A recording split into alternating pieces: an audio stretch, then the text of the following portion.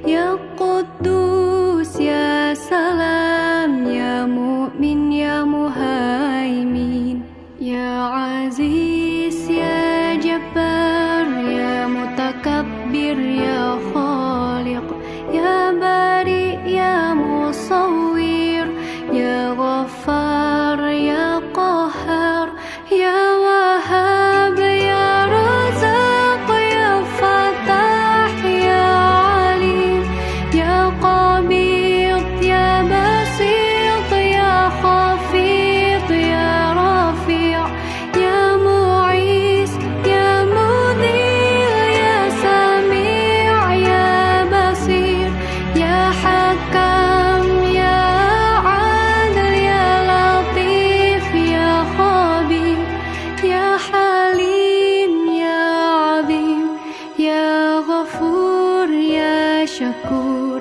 ya Ali ya Kabir, ya Hafidhu ya Muqi, ya Hasib ya Jalil, ya Karim ya Raqib, ya Mujib ya Wasi', ya Hakim ya Wadud, ya Majid ya Ba'ith, ya Syahid ya Haq, ya Wakil ya Qawi, ya Matin ya Wali, ya Hamid ya Muhsi, ya Mubadi ya Mu'id, ya Muhyi ya Mumit, ya Hayy ya Qayyum, ya Wajid ya Majid, ya Wahid ya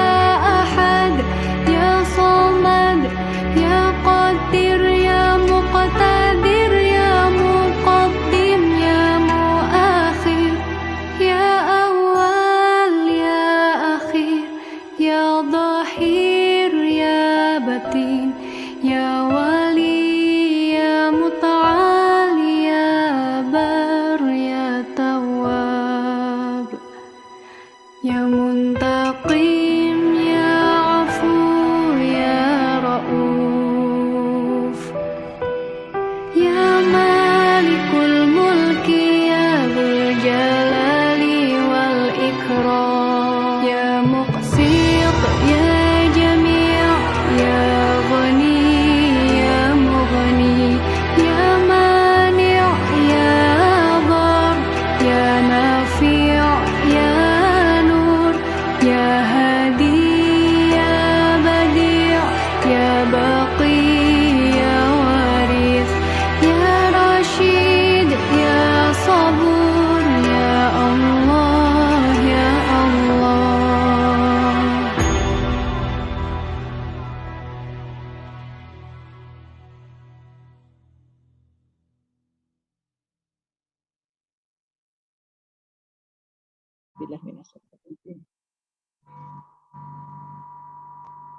Bismillahirrahmanirrahim. Assalamualaikum warahmatullahi wabarakatuh. Alhamdulillahirabbil alamin. Wassalatu wassalamu ala asrofil anbiya wal mursalin sayidina Muhammadin sallallahu alaihi wasallam wa ala alihi washabihi ajmain. Amma ba'du. Yang kami hormati Bapak Ustadz Rahman, ibu-ibu dari Majelis Taklim Akilah yang sangat kami sayangi, dan tim IT.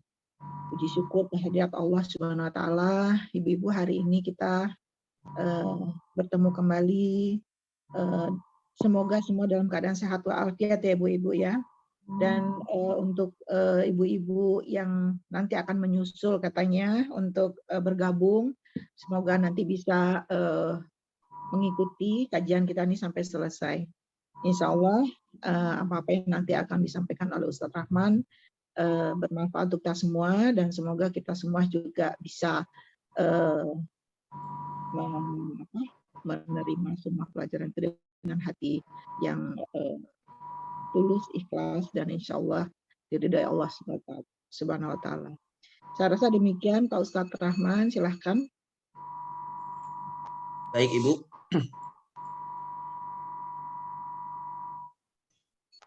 Bismillahirrahmanirrahim. Assalamualaikum warahmatullahi ta'ala wabarakatuh. Alhamdulillah. Alhamdulillahi rabbil alamin. Wa bihi nasta'inu ala umuri dunya waddin. Wassalatu wassalamu ala ashrafil anbiya'i wal mursalin. Sayyidina wa habibina wa syafi'ina wa maulana Muhammad. Wa ala alihi wa ashabihi wa man ittaba'a bisunnatihi ila yaumiddin, amma ba'd. Alhamdulillah, ibu-ibu yang dimuliakan Allah Subhanahu wa taala. Senang sekali kita bisa berjumpa dalam majelis ini, majelis yang senantiasa didoakan oleh para malaikat. Majelis ilmu adalah tempat terindah di muka bumi ini. Majelis ilmu adalah tempat menenangkan hati. Makanya Rasulullah Shallallahu Alaihi Wasallam memberitahu ketenangan majelis ilmu, keindahan majelis ilmu dalam sebuah hadis, bahwasanya Rasulullah mengatakan kepada para sahabat, "Idza marartum min riyadil jannah farta'u." Jika engkau melewati, wahai para sahabat, taman-taman surga, maka berhentilah sejenak. Kemudian para sahabat bertanya kepada Rasulullah Shallallahu Alaihi Wasallam, "Wa riyadul jannah ya Rasulullah?" Apa itu taman-taman surga yang ada di muka bumi ini ya Rasulullah? Kemudian Rasulullah SAW mengatakan, majelis ilmu halaqatul ilm. Tempatnya orang menuntut ilmu, tempatnya orang bermajelis ilmu. Maka ini adalah bahagian yang luar biasa bagi kita semua. Terlebih lagi kita akan mengkaji pembahasan yang juga tidak kalah mulia untuk kita kaji, yaitu tentang bagaimana indahnya Al-Quran menjadi sebuah cahaya kehidupan bagi umatnya Nabi Muhammad Sallallahu Alaihi Wasallam. Maka patut kita syukuri ini semua, karena sesungguhnya ya dengan Quranlah, dengan cahaya Quranlah, insya Allah kita bisa selamat dunia dan juga akhirat. Saya ingin menyampaikan kembali yang pernah saya sampaikan ya di pertemuan berikut sebelumnya, bahwa dikatakan oleh Syekh Mutawalli Sya'rawi rahimahullahu ta'ala, salah seorang kibar ulama yang dulu ya sangat terkenal di Mesir. Beliau mengatakan bahwasanya ada 4 rezeki yang Allah Subhanahu wa ta'ala berikan kepada manusia. Rezeki yang paling rendah yang Allah berikan kepada manusia adalah harta. Jadi kata beliau, al-mal itu adalah rezeki yang paling rendah yang Allah berikan kepada manusia. Derajatnya paling bawah. Ada lagi derajat rezeki yang Allah berikan kepada manusia di atas harta, yaitu as-sihhah wal afiyah, kesehatan. Ya. Kesehatan ini memiliki ya derajat lebih tinggi daripada harta itu sendiri. Ya. Karena boleh jadi ada yang memiliki banyak harta tapi tidak memiliki kesehatan. Maka sehat ini lebih berharga daripada harta. Bahkan ya orang yang memiliki harta sekalipun begitu banyaknya yang dia miliki, belum tentu mampu membeli yang namanya kesehatan. Kemudian Syekh Mutawalli Asy-Sya'rawi mengatakan bagian yang ketiga ya, di atas kesehatan, rezeki yang bernama anak soleh dan solehah. Ini adalah rezeki di atas kesehatan, yang dimana ya ketika kita memiliki rezeki berupa anak yang soleh dan solehah, keturunan yang soleh dan solehah, maka itu lebih utama dan lebih mulia yang Allah berikan kepada kita. Tapi semua itu tidak akan sempurna. Nah, jadi ini kesempurnaannya rezeki. Jadi kalau diurutkan seperti tangga, ya, yang paling atas yang menyempurnakan rezeki ketika kita berada di dunia itu adalah ridhonya Allah Subhanahu wa ta'ala. Nah, ridho Allah. Jadi ketika kita ditanya hidup ini untuk apa sih? Mencari ridho Allah. Betul. Karena ridho Allah lah yang akan membawa kita kepada ya bagaimana nanti kelak kita akan mendapatkan anak yang soleh solehah, Bagaimana ketika Allah ridho kepada kita, kesehatan itu diberikan. Bagaimana ketika Allah ridho kepada kita, maka harta itu pun akan disertai dengan keberkahan. Maka tentu untuk mencari ridhonya Allah Subhanahu wa taala, ibu-ibu yang dimuliakan Allah, tidaklah ya tepat ketika kita berpaling dari Al-Qur'anul Karim. Karena sesungguhnya ketika kita berpaling dari Al-Quran, maka kita sengaja membawa kehidupan kita kepada kehidupan yang sempit. Kita buka sekarang ayatnya di surah Toha. Di akhir surah Toha, di mana Allah Subhanahu wa Ta'ala menjelaskan Surat ayat keberapa itu? juz yang ke-16. 20?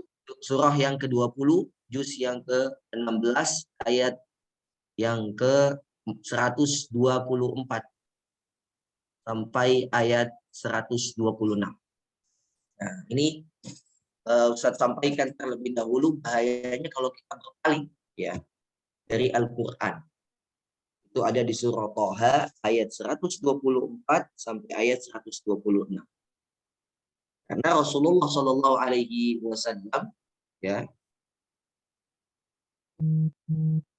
sudah mewasiatkan kepada kita jangan sampai kita meninggalkan dua warisan terbaik oleh Rasulullah Shallallahu alaihi wasallam, yaitu Al-Qur'an dan Sunnah.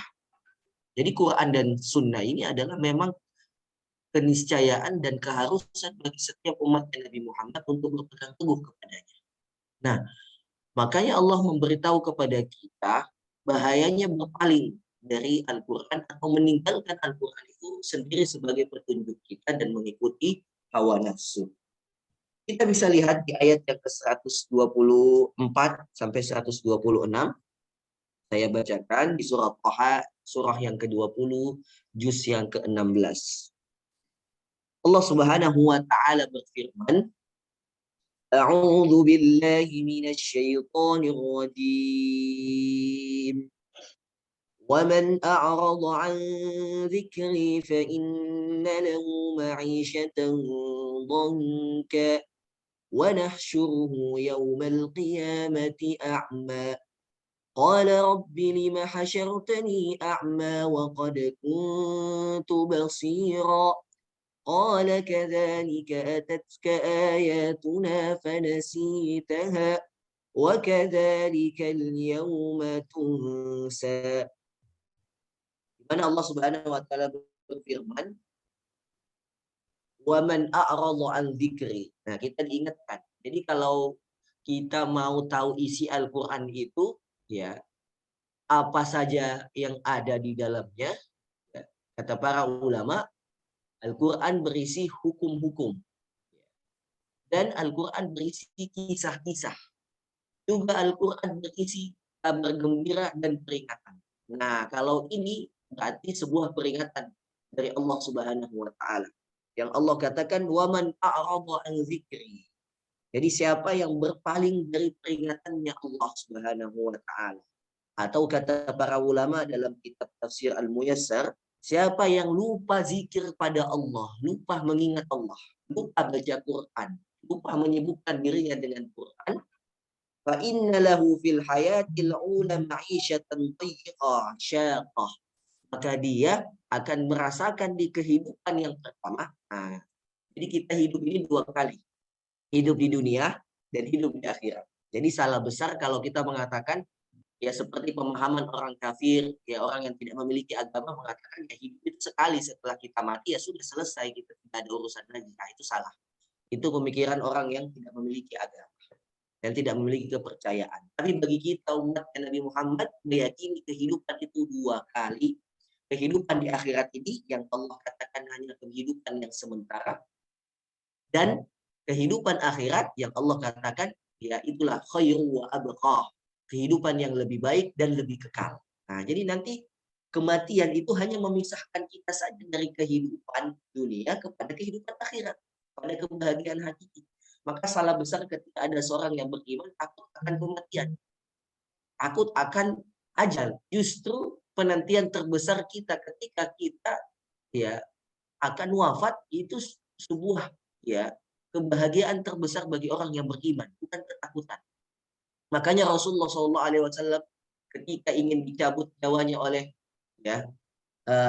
malaikat pencabut nyawa Israel, ya, ada Jibril alaihi salam datang pada saat itu juga mengetuk pintunya Rasulullah SAW. Kemudian Aisyah mengatakan Rasulullah mengatakan kepada Aisyah, siapa itu? Jibril alaihi salam. Kemudian Jibril alaihi salam memberitahu kepada Rasulullah bahwa saat ini ajalnya sudah tiba. Kemudian diberikan tawaran, apakah engkau masih ingin hidup di dunia atau engkau ingin kembali kepada Allah Subhanahu wa taala? Apa yang Rasulullah pilih? Ila rafiqil a'la. Kata Rasulullah, tidak, saya ingin bertemu Allah Subhanahu wa taala. Artinya dipersilahkanlah masuk malaikat Israel mencabut nyawanya Rasulullah Shallallahu alaihi wasallam. Maka kehidupan akhirat adalah kehidupan yang hakiki, yang dimana kita tidak akan bisa sampai kepada kehidupan yang hakiki ini ketika kita tidak melalui kehidupan yang pertama, yaitu di dunia. Maka kata para ulama, siapa yang ketika dia di dunia meninggalkan Al-Quran, karena Quran adalah sumber kehidupan, cahaya kehidupan, maka dia akan mendapatkan ma'isyatan dongka. Apa itu ma'isyatan dongka? Kehidupan yang sempit. Dayyiqah syaqah. Sempit dimaksud di sini susah hidupnya. Susah apa yang dimaksud, Ustaz? Bukan susah karena dia tak punya harta, bukan susah karena dia tidak memiliki anak, tetapi kesusahan di sini adalah dia tidak mendapatkan yang namanya keberkahan hidup. Jadi hartanya banyak tapi masalahnya juga banyak. Anaknya banyak tapi masalahnya juga banyak, dan tanpa ujungnya. Tanpa ujungnya, diberikan rezeki terus tapi masalahnya terus juga datang. Jadi dia tidak menikmati indahnya sebuah kehidupan. Ma'isyatan dhanka wa nahsyuruhu yaumal qiyamati a'ma. Selain dia diberikan kesusahan hidup ketika dia di dunia, itu yang pertama. Di akhirat, karena kita hidup dua kali, di akhirat dia tidak dibiarkan begitu saja. Wa nahsyuruhu yaumal qiyamati a'ma. Dan kelak nanti orang yang seperti ini akan dibangkitkan Allah Subhanahu wa taala dalam keadaan buta. Jadi di dunianya diberikan kehidupan yang sempit, jauh dari yang namanya keberkahan. Di akhiratnya dibangkitkan dalam keadaan kondisi dia tidak bisa melihat. Lanjutan ayatnya terjadi dialog. Qala rabbi lima hasyartani a'ma. Ya Allah, kenapa engkau membangkitkan saya dalam keadaan buta? Qad kuntu basirah. Dulu aku di dunia melihat. Itu enaknya Al-Quran, tidak semua berisi hukum-hukum. Tapi Quran itu juga ada dialog di dalamnya. Ada cerita yang menarik di dalamnya. Ada kisah-kisah yang bisa kita ambil sebagai inspirasi hidup kita. Nanti setelah ini saya akan berikan contoh juga bagaimana Quran itu membahas beberapa kisah itu dengan sangat detail malah. Sangat detail dan sangat rinci. Nah, kemudian dia berkata tadi yang saya sampaikan, kenapa saya dibangkitkan dalam keadaan buta sedangkan saya melihat. Kemudian Allah menjawab di ayat berikutnya. Inilah penyebabnya. Qala kadzalika atatka ayatuna fanasitaha wa kadzalika al-yawma tunsa. Allah mengatakan, kamu saya bangkitkan dalam keadaan buta karena dulu engkau melupakan apa yang aku berikan kepadamu. Fanasitaha wa kadzalika al-yawma tunsa. Ini hukum sebab dan akibat. Wa kadzalika al-yawma tunsa. Maka hari ini, hari pembalasan ini engkau dilupakan. Jadi kalau kita di dunia mungkin dicuekin orang gitu suka dilupakan kebaikan kita sama orang gitu kita suka berbaik sama dia, buat ihsan kepada dia, suka bantu, tapi dia nggak pernah membalas dengan sebuah kebaikan, mungkin kita masih bisa tenang-tenang saja. Tapi kalau di akhirat, kemana kita mau lari gitu kemana kita mau mencari perlindungan ketika Allah saja yang Allah menisbatkan di dalam surah Al-Fatihah dengan nama Maliki Yaumiddin, Tuhannya segala raja. Kemana kita mau minta pertolongan coba? Ini kan sungguh mengerikan ketika Allah sudah mengatakan saya lupakan kamu. Kalau sudah dilupakan Allah berarti jauh dari rahmatnya Allah, jauh dari kasih sayangnya Allah, dan dekat kepada apa balasannya Allah. Maka ini sebenarnya peringatan yang sangat keras kalau bisa kita katakan di dalam Al-Qur'an, ya. Bahwasanya Allah itu tidak mau setiap kita itu jauh dari Quran. Ya. Karena nanti kita akan dilupakan oleh Allah Subhanahu wa taala seperti kita melupakan Al-Qur'an.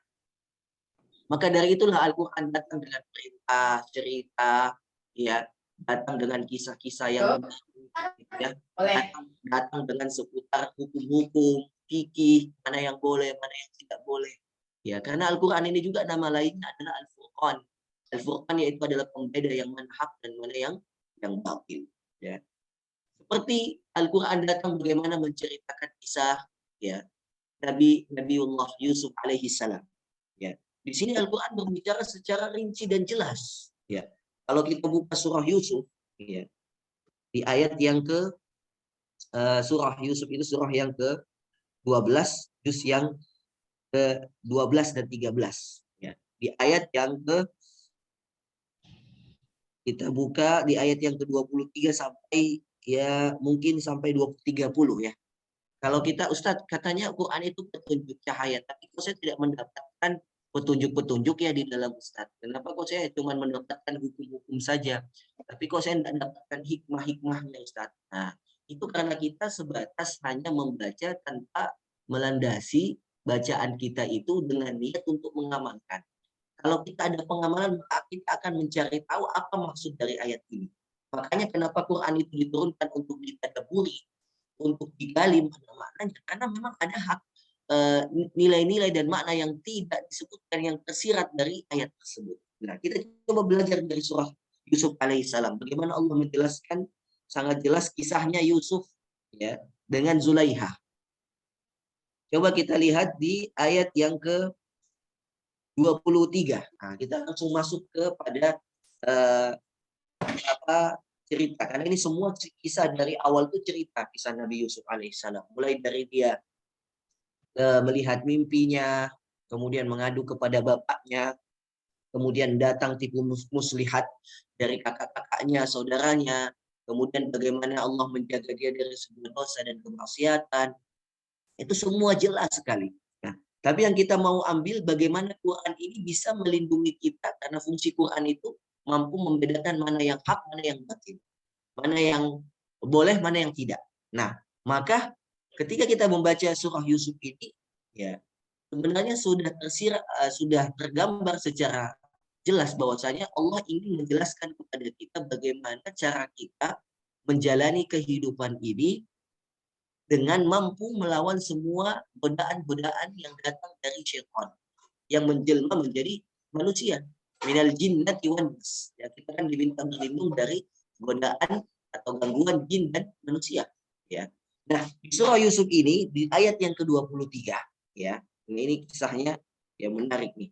Ya. Di ayat ke-23 Quran sampai menjelaskan dengan vulgar bagaimana kisahnya Yusuf dengan Zulaiha. Ya. Allah Subhanahu wa taala berfirman, "A'udzu billahi minasyaitonir rajim. وراودته التي هو في بيتها عن نفسه وغلقت الأبواب وقالت هيت لك قال معاذ الله إنه ربي أحسن مثواي إنه لا يفلح الظالمون." Jadi kita tahu ya kisahnya Yusuf ini dia kan dibuang ke sumur, tadinya mau dibunuh tapi nggak jadi, akhirnya dibuang ke sumur, kemudian ada sekelompok ya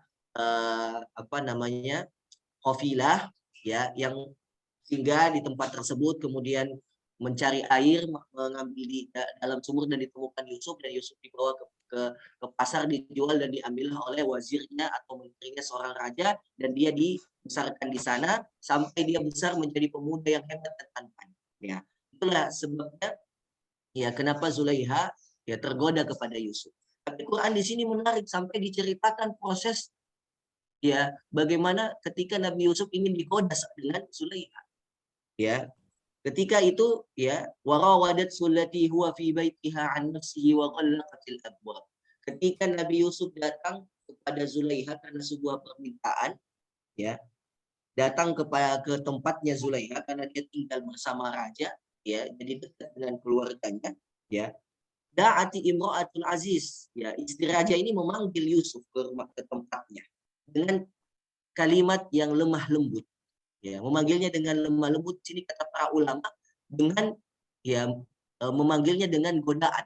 Jadi suaranya itu, panggilannya ke Yusuf itu godaan, ya.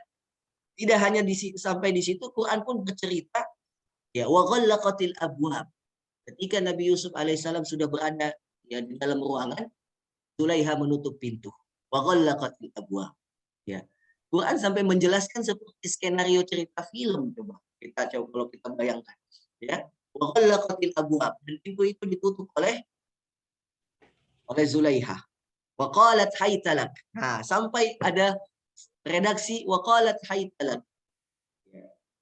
Zulaiha mengatakan, ayo sini Yusuf. Ya, ya, mencoba merayunya Yusuf alaihissalam. Ya. Wa qalat haytalak. Ya, haytalak itu panggilan halumma ilayya. Ayo sini, dekati aku. Gitu. Itu kata Zulaiha. Ya. Apa lanjutan ayatnya? Qala ma'adallah.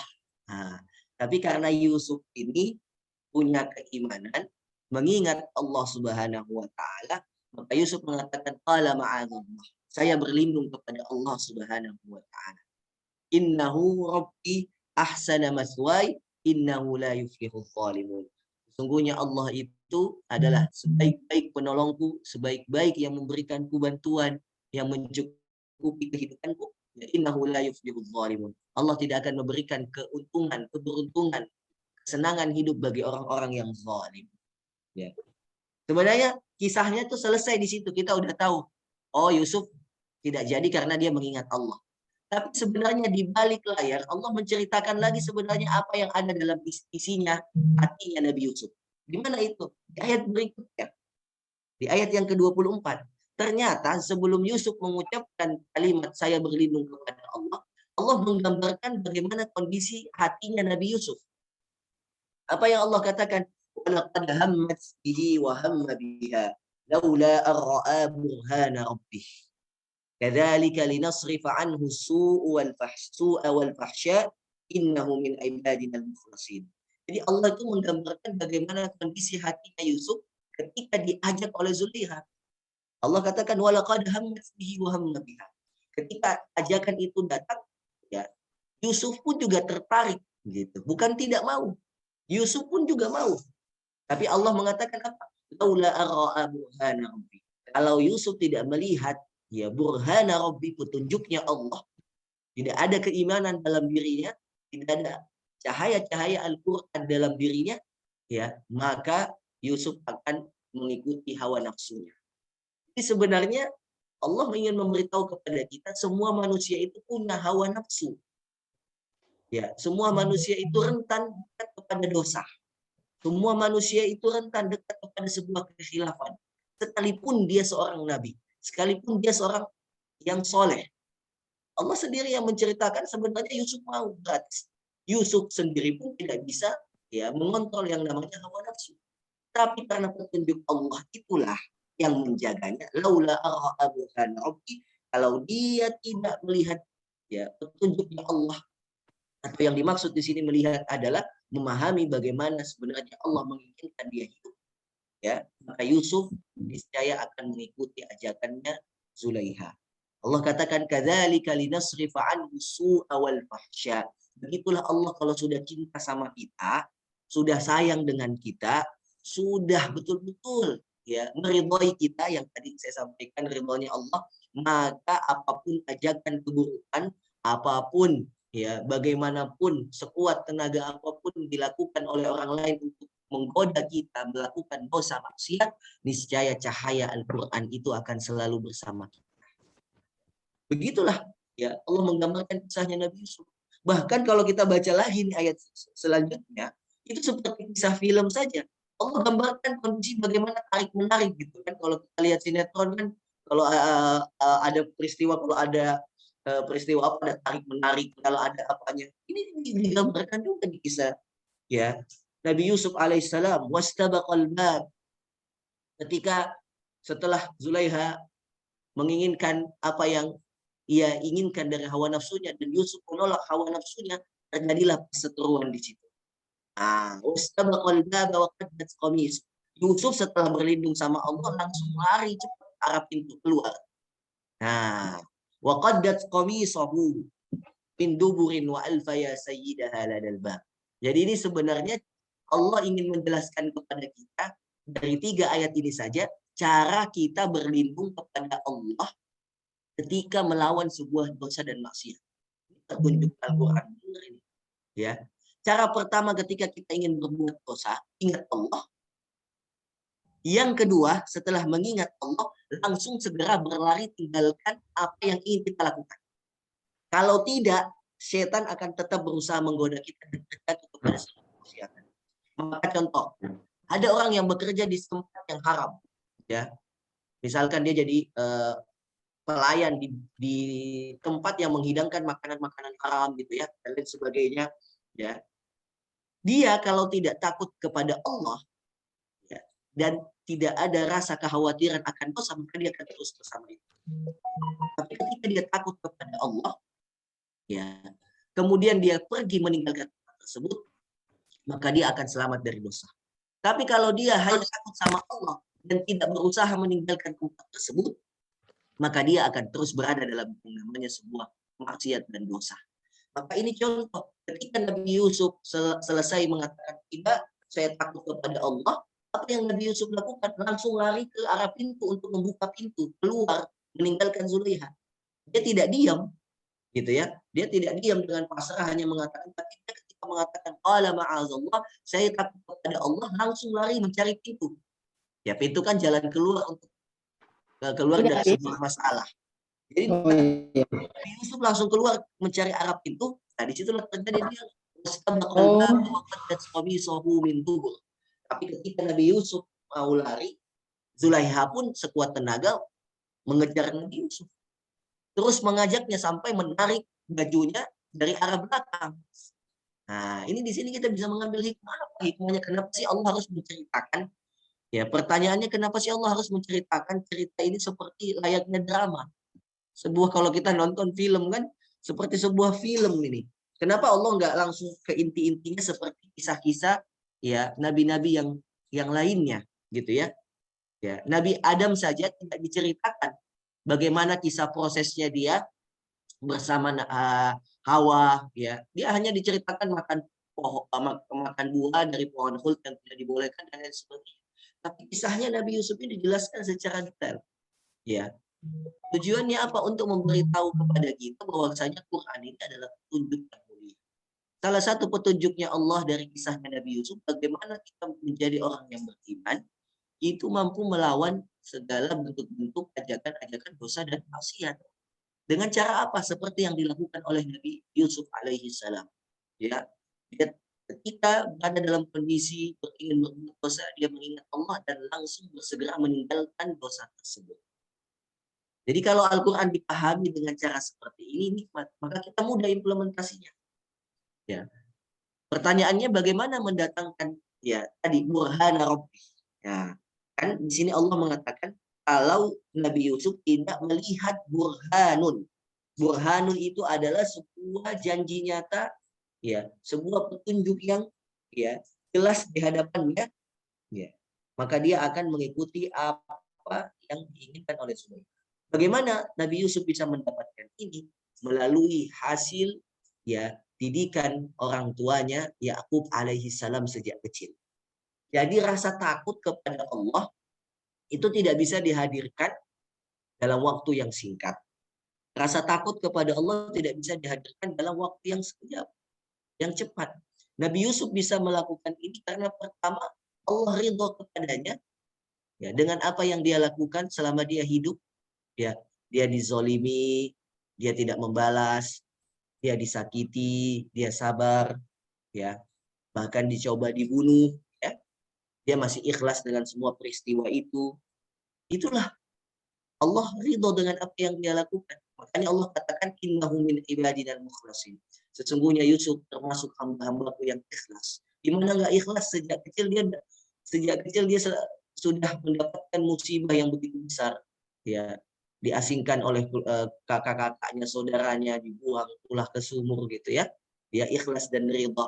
Maka ridhaan Allah ini menjadi sumber ya cahaya dan taufiknya Allah Subhanahu wa taala kepada kita. Bukankah hidup itu begitu nikmat, ibu-ibu yang dimuliakan Allah? Ketika kita mau buat dosa, Allah jaga.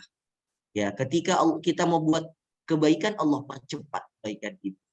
Itu sebuah keridhaan Allah Subhanahu wa taala yang tidak bisa kita nafikan, itu kita butuhkan. Karena berapa banyak penyesalan datang ketika kita sudah berbuat dosa. Ustaz, aduh saya ini sudah terlanjur anak saya ini begini-begini Ustaz, saya menyesal Ustaz karena dulu saya begini. Ya, itu karena kita dulu tidak mendapatkan yang disebut burhanun, ya cahaya petunjuk.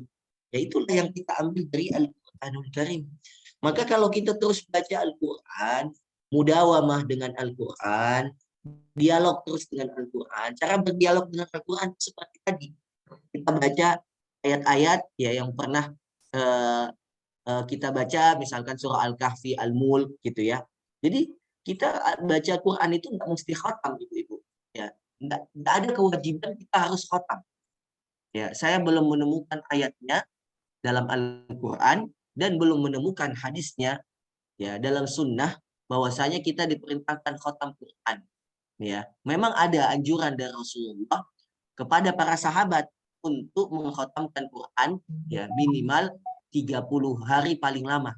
Ya, tapi itu bukan kewajiban. Itu hanya sunnah. Kewajiban yang penting itu dalam Quran adalah membaca. Iqra bismi rabbikal ladzi khalaq. Bacalah Al-Quran dengan ya nama Allah Subhanahu wa taala yang menciptakan kita. Ya. Jadi perintahnya itu baca. Maka kalau perintahnya baca, kita tidak mesti khatam. Tapi caranya adalah bagaimana kita mencari kenikmatan berdua dengan Quran itu dengan apa? Mencari ayat-ayat yang ya sangat mudah untuk kita pahami dan kita cerna, apalagi itu berkaitan dengan kondisi kita saat ini. Yang saya sampaikan tadi di kisahnya Yusuf contoh. Ini kisahnya Nabi Yusuf ya contoh saja.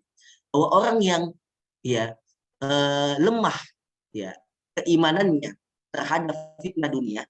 Jadi fitnah dunia itu kata Rasulullah ada fitnah harta yang pertama, ada fitnah wanita. Ya, wanita ini tidak hanya laki-laki kepada perempuan, tapi perempuan juga kepada laki-laki.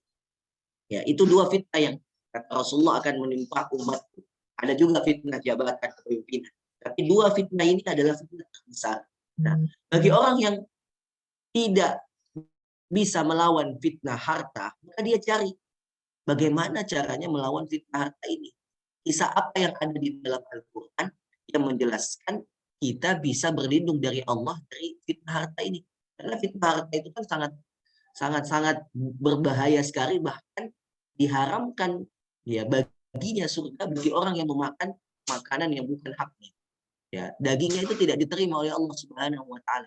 Jasadnya itu tidak diterima oleh Allah Subhanahu wa taala ketika dia wafat dalam keadaan ya memakan makanan yang bukan haknya dan dia belum bertaubat. Ya. Itu bahaya sekali. Maka bagaimana kita bisa menjaga itu semua? Caranya Ustaz bagaimana? Sedangkan saya ini hidupnya ya di sekeliling saya itu teman-teman saya itu wah, Masya Allah Ustaz ya. Ya, di antara mereka ada yang menghalalkan segala cara dan lain sebagainya. Bagaimana kita menjaga Ustaz? Maka kita carilah ayat di dalam Al-Quran.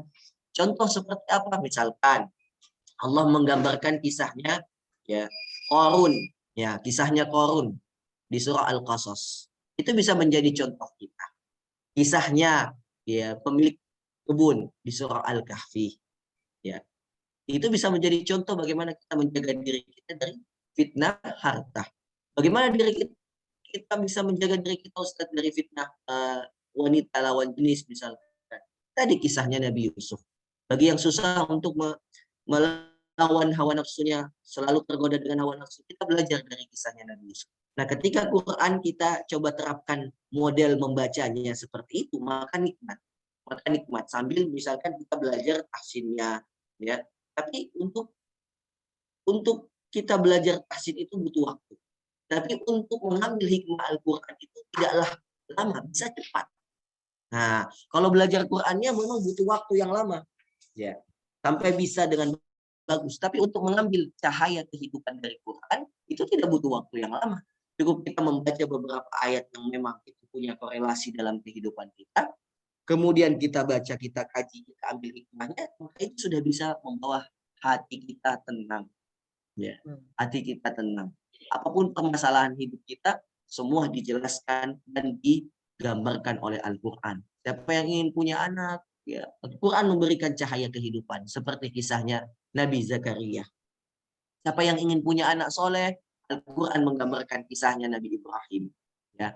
Siapa yang banyak dosa, berbuat dosa, menyesal dengan dosanya, ya, dan lain sebagainya, Allah ceritakan kisahnya Nabi Adam.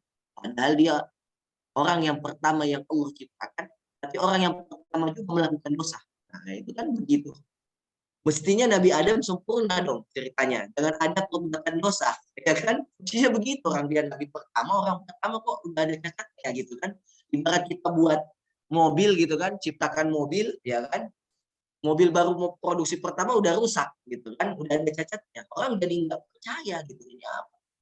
Allah pun menggambarkan Nabi Adam tidak sempurna sebagai seorang manusia, di mana dia udah diberikan kenikmatan surga masih tergoda dengan setan gitu. Apalagi kita gitu ya, lihat surga aja belum ya pasti kita tergoda dengan setan. Jadi Allah ini menggambarkan bahwasanya hati-hati loh, syaitan itu musuh nyata kamu. Inna syaitana lakum aduwwum mubin. Sesungguhnya syaitan itu bagimu musuh nyata. Di mana enggak musuh nyata? Nabi Adam saja yang sudah Allah ciptakan semua malaikat bersujud kepadanya. Wa qala rabbuka lil malaikati inni ja'ilun fil ardi khalifah. Allah jadikan Nabi Adam khalifah. Semua malaikat bersujud kepadanya. Kurang mulia apa Nabi Adam alaihissalam? Allah masukkan ke dalam surga. Tapi toh juga masih ada cacat dosanya. Maka kita diberikan contoh oleh Allah kepada dari Al-Quran ini bahwasanya kalian itu pasti dan pasti akan berbuat dosa. Tapi ketika kalian berbuat dosa, jangan putus asa. Ikuti Nabi Adam bagaimana ketika dia berbuat dosa. Memang Allah berikan hukuman. Tapi hukuman itu untuk memberikan kehidupan yang lebih baik bagi Nabi Adam alaihissalam. Dan menjadi contoh bagi kita selanjutnya. Makanya doanya Nabi Adam itu yang sangat terkenal.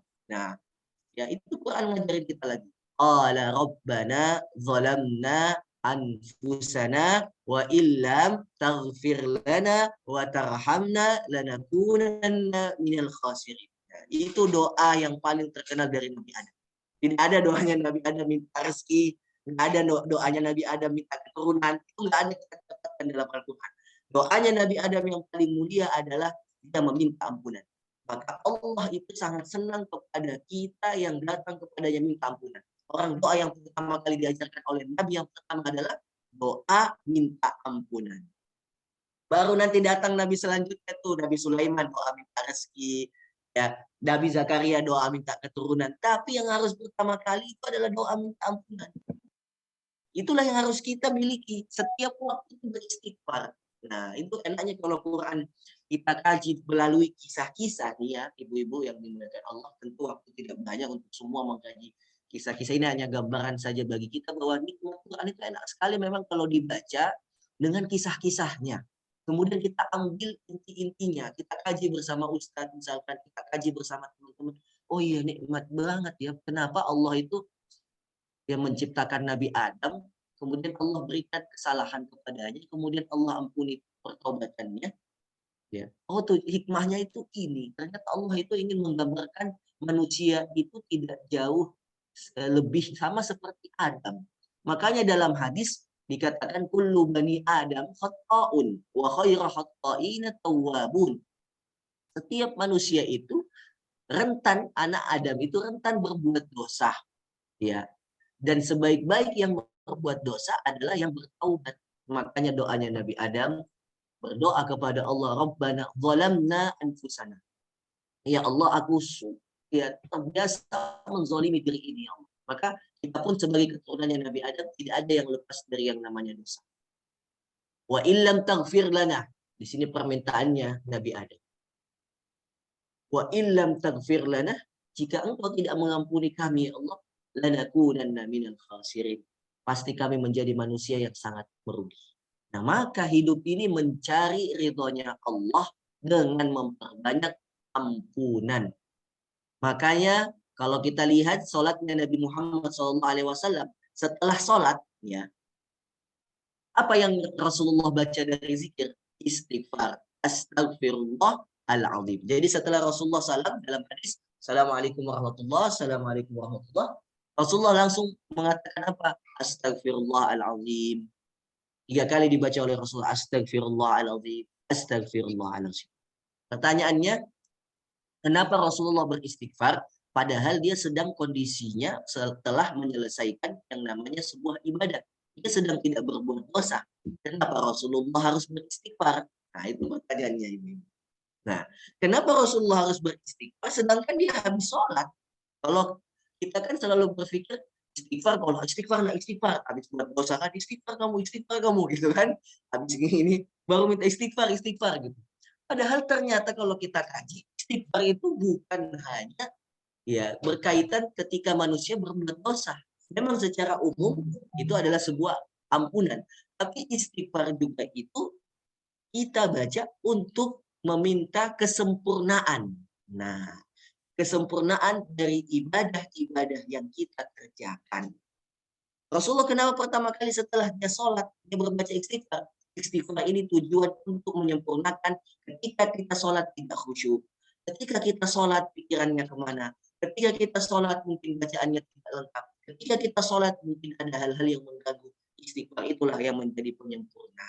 Maka istighfar tidak hanya ketika kita ingin sudah berbuat dosa, tapi istighfar di waktu kapanpun itu harus berbuat kebaikan sedikit pun, karena kita takut ya Allah, jangan sampai ini ngaji saya tidak kamu terima ya Allah. Kita istighfar. Astagfirullah. Mudah-mudahan aku ikhlas ya Allah. Jadi istighfar fungsi selain dia adalah pertobatan, mengakui kesalahan, tapi dia juga adalah fungsinya untuk menyempurnakan kesempurnaan ibadah yang kita lakukan.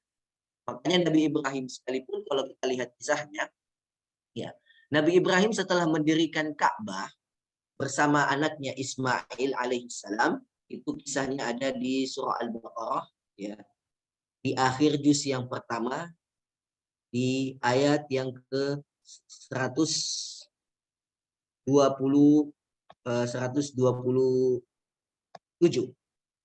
Ya.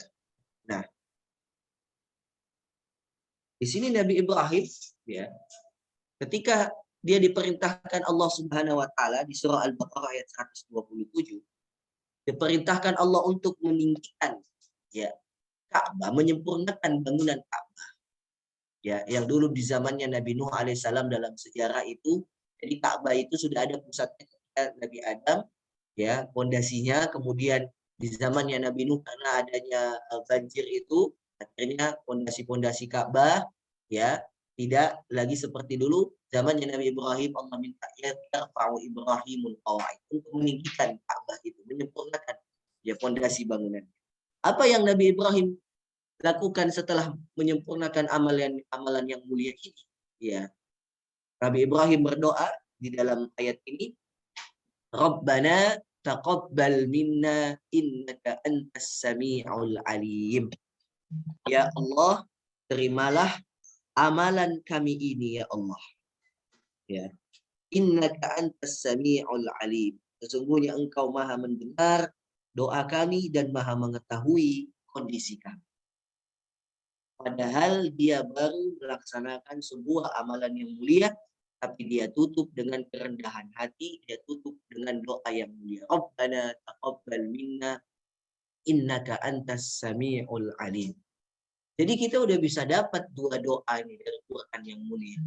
Ya, Quran yang sangat mulia ini menjelaskan pada kita Nabi Adam, dia ketika berbuat dosa langsung membaca doa Rabbana zalamna anfusana wa illam taghfir lana wa tarhamna lanakunanna minal khasirin. Nabi Ibrahim ketika dia telah selesai melakukan sebuah ibadah, dia juga berdoa kepada Allah. Ya, memang tidak meminta ampunan, tetapi dia meminta agar amalannya ini diterima. Jadi istighfar itu fungsinya ya selain dia mengampuni dosa kita, juga mempercepat diterimanya sebuah amalan di sisi Allah. Karena kita mengetahui diri kita ini tidaklah sempurna, ya, tidaklah memiliki kesempurnaan, yang hanya memiliki kesempurnaan hanyalah Allah Subhanahu wa taala. Maka ketika kita berdoa kepada Allah, menunjukkan kerendahan hati kita. Nah, Nabi Ibrahim itu menentukan kerendahan dirinya bahwa dia adalah tetap seorang hambanya Allah meskipun dia seorang nabi. Ya. Mereka berdoa, Rabbana taqabbal minna innaka antas samiul alim wa ya wa tub alaina innaka antat tawwabur rahim, bisa disempurnakan dengan itu. Jadi inilah Quran. Dari kisah-kisah para nabi kita belajar kehidupan.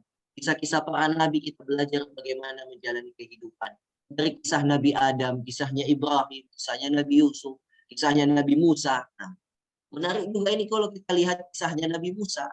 Ya, pelajaran hidup dari kisahnya Nabi Musa juga menarik dalam Al-Quran. Makanya kenapa Quran itu Allah katakan, ya, Quran itu adalah cahaya kehidupan, karena memang kehidupan ini, ya, Allah ibaratkan seperti sebuah lautan yang semakin kita terjun ke dalamnya, semakin lama kita hidup tanpa ada cahaya, semakin gelap hidup kita. Ya. Jadi hidup kalau tidak ada cahaya itu bukan semakin gelap, semakin gelap. Begitu juga lautan, semakin kita turun ke dalamnya, semakin gelap, ya, lautan itu. Bukan semakin terang, tapi semakin gelap. Makanya kalau penyelam turun ke lautan itu kan selalu memakai lampu, ya, di ini apa namanya itu saya kurang tahu, itu untuk menambah cahaya di dalam, karena memang betul-betul gelap. Nah, hidup itu digambarkan Allah di surah An-Nur, ya, bahwasanya hidup kalau tanpa namanya cahaya. Kita buka surah An-Nur. Surah An-Nur itu di ayat yang ke-20, surah yang ke-24, juz yang ke-18, di ayat yang ke-40.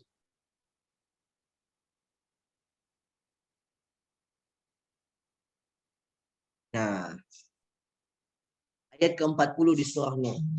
Jadi betul-betul hidup ini kalau tidak ada Quran, gelap hidup ini.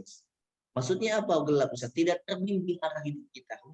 Itu udah nggak bisa. Orang kalau di dalam sebuah kegelapan, ya ibu-ibu, ya, itu bisa melihat nggak mana kursi ini apa gitu. Dia nggak bisa melihat apapun. Ya, dia tabrak sana, tabrak sini, karena nggak bisa melihat.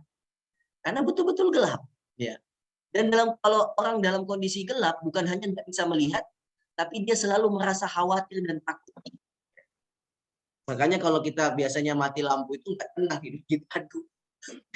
Gimana mau tenang, kita nggak bisa ngapa-ngapain. Yang kedua, ketakutan akan sebuah kegelapan itu mengganggu jiwa kita. Makanya ketika ada kejadian mati lampu, wah, itu pasti hati kita tidak tenang.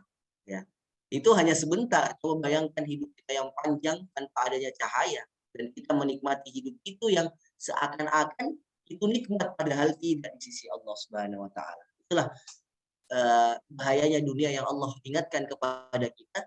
Dunia itu adalah mata'ul ghurur, ya, sebuah kehidupan yang semu, sebuah kesenangan yang semu, kesenangan belaka, atau seperti sebuah fata morgana digambarkan, ya, yang terlihat indah, setelah didekati ternyata tidak ada apa-apa.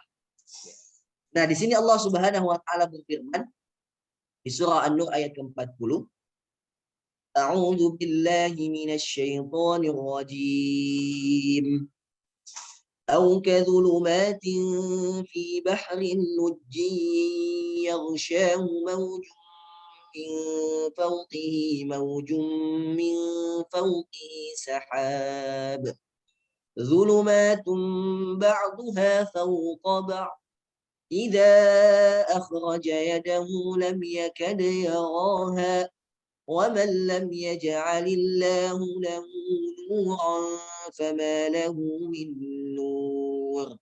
Ya, ada ibu-ibu yang mau bacakan artinya? Ya, baik. Ya. Siapa? Saya? Boleh Ibu Nuning, silakan Ibu. A'udzubillahiminasyaitonirrajim. Bismillahirrahmanirrahim. Atau seperti gelap gulita di lautan yang dalam, yang diliputi oleh ombak, yang di atasnya ombak pula. Di atasnya lagi awan, gelap gulita yang tindih bertindih. Apabila dia mengeluarkan tangannya, tiadalah dia dapat melihatnya. Dan barang siapa yang tiada diberi cahaya atau petunjuk oleh Allah, tiadalah dia mempunyai cahaya sedikit pun. Nah, itulah Allah menggambarkan kondisi kehidupan manusia seperti bagaimana keadaan laut itu sendiri, ya, ombak di atasnya ombak. Maksudnya ini adalah bagaimana ya, kehidupan manusia itu seperti lautan ketika dia tidak punya cahaya. Jadi kita seperti menyelam di lautan, Ibu. Ya, kita seperti menyelam di lautan. Kalau kita turun ke lautan nggak bawa cahaya, ya, tidak akan kita bisa menikmati indahnya apa yang ada di bawah laut itu. Orang misalkan mencari apa namanya permata berlian itu di dasar laut, itu kan harus pakai cahaya untuk melihat dasar laut, nggak bisa tanpa ada cahaya. Ya. Nah, Allah menggambarkan kita itu seperti penyelam yang masuk ke dalam lautan, ya, untuk mencari sebuah permata berlian, ya, apapun yang ada Allah berikan di dalam lautan. Tanpa adanya cahaya kita tidak bisa menikmati indahnya hidup, ya. Begitu juga hidup tanpa Al-Quran, ya, hidup tanpa petunjuk, maka kita hanya menyelam sebuah lautan, ya, tanpa membawa apa-apa ketika kita naik ke atas, atau tanpa membawa pahala ketika kita kembali kepada Allah, ya. Nah, makanya ayat-ayat dalam Al-Quran ini penuh kiasan, ya, juga penuh banyak pertanyaan-pertanyaan di baliknya kalau kita coba berpikir, ya, kenapa mesti Allah gambarkan lautan? Ternyata kata para ulama, Allah itu ingin menunjukkan kebesarannya dengan memisalkan kehidupan kita dengan ciptaannya. Ya, sehingga kita selalu berpikir dari satu ciptaan dengan ciptaan yang lainnya. Allah menggambarkan kondisi kehidupan seperti bagaimana Allah memiliki menciptakan lautan yang di dalamnya itu betul-betul gelap tanpa ada sebuah cahaya. Ya. Maka orang kafir itu kehidupannya seperti ini, ya, kehidupannya tidak ada cahaya Quran, makanya dia melakukan kesyirikan, melakukan amalan-amalan yang tidak baik, melakukan perbuatan yang tidak terpuji, maka sangat rentan sekali dengan kehidupan yang tidak membawa kebahagiaan. Maka hati-hati saat ini, ya, kita sedang menjalani hidup yang kebanyakan manusia itu tidak sadar bahwasanya dia hidup di tengah gelap gulita. Ya, bagaimana tidak, ibu yang dimuliakan Allah, kalau kita melihat korelasikan dengan kehidupan saat ini, betul, ya, banyak orang yang hidup tapi sebenarnya dia hidup dalam kegelapan. Dia tidak bisa melihat lagi mana yang betul, mana yang salah. Contoh saja, ya, sekarang kan lagi booming tuh, ya, yang di Duku Atas itu Citayam Fashion Week. Ya, itu kan sangat booming. Padahal itu kalau kita dari kacamata pandangan agama ini sangat tidak bagus. Tapi orang semua mengapresiasinya. Ada mungkin sisi positifnya, tapi mudaratnya lebih banyak. Kalau saya melihat mudaratnya lebih banyak. Ya. Kenapa mudaratnya lebih banyak? Karena di situ pertama, anak-anak muda tidak lagi diajarkan sebuah ilmu dan adab. Ya, itu mengganggu orang lain tengah-tengah jalan. Itu yang pertama. Anak-anak muda tidak lagi diajarkan, ya, apa sebenarnya tujuan hidup. Anak-anak muda berkumpul menghabiskan waktu, boleh jadi di antara mereka ada yang memeras orang tuanya minta uang dan lain sebagainya untuk beli baju dan lain sebagainya. Dan yang keempat, tempat berkumpulnya sebuah maksiat dan dosa. Karena kita lihat di situ ada juga kaum-kaum LGBT, ya, di situ pakaiannya pakaian-pakaian yang cowok menyerupai cewek, cewek yang menyerupai cowok. Tapi itu diapresiasi, itu dipandang bagus dan lain sebagainya. Tapi sebagian yang lain ada yang mengkritiknya, ya. Maka orang yang memiliki pandangan hidup maka tidak akan membenarkan itu semua, ya. Tidak akan membenarkan itu semua dan pasti akan melihat itu salah. Nah, ini contoh kecil saja bahwasanya hidup kita saat ini, ya, betul-betul, ya, gelap gulita kalau kita tidak memiliki yang namanya Al-Quran. Maka inilah Allah menggambarkan kepada kita kehidupan di dunia yang dimana Allah tutup, "Man lam yaj'alillahu nuran fama lahu min nur." Dan siapa yang Allah Subhanahu wa taala tidak berikan kepadanya hidayah Al-Quran, petunjuk berupa Al-Quran dan sunnah Nabi Muhammad SAW, maka tidak ada lagi petunjuk yang bisa dia dapatkan kecuali. Maka cahaya hidup hanya bisa kita dapatkan dengan kembali tentu membaca Quran dan mempelajari sunnah Nabi Muhammad SAW.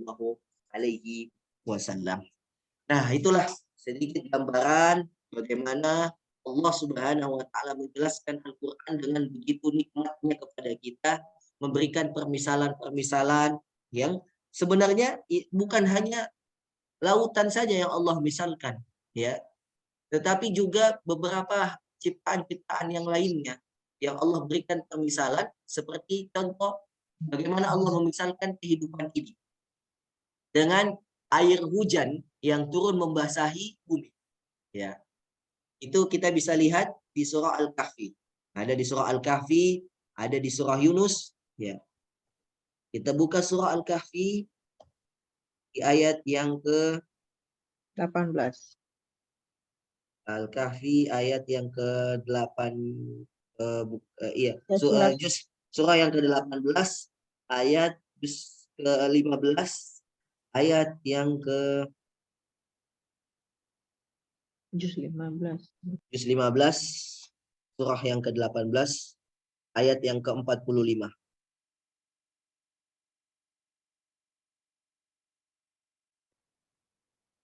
Jadi bahasa Al-Quran itu selalu membawa kepada i'jaz, sebuah mukjizat, ya.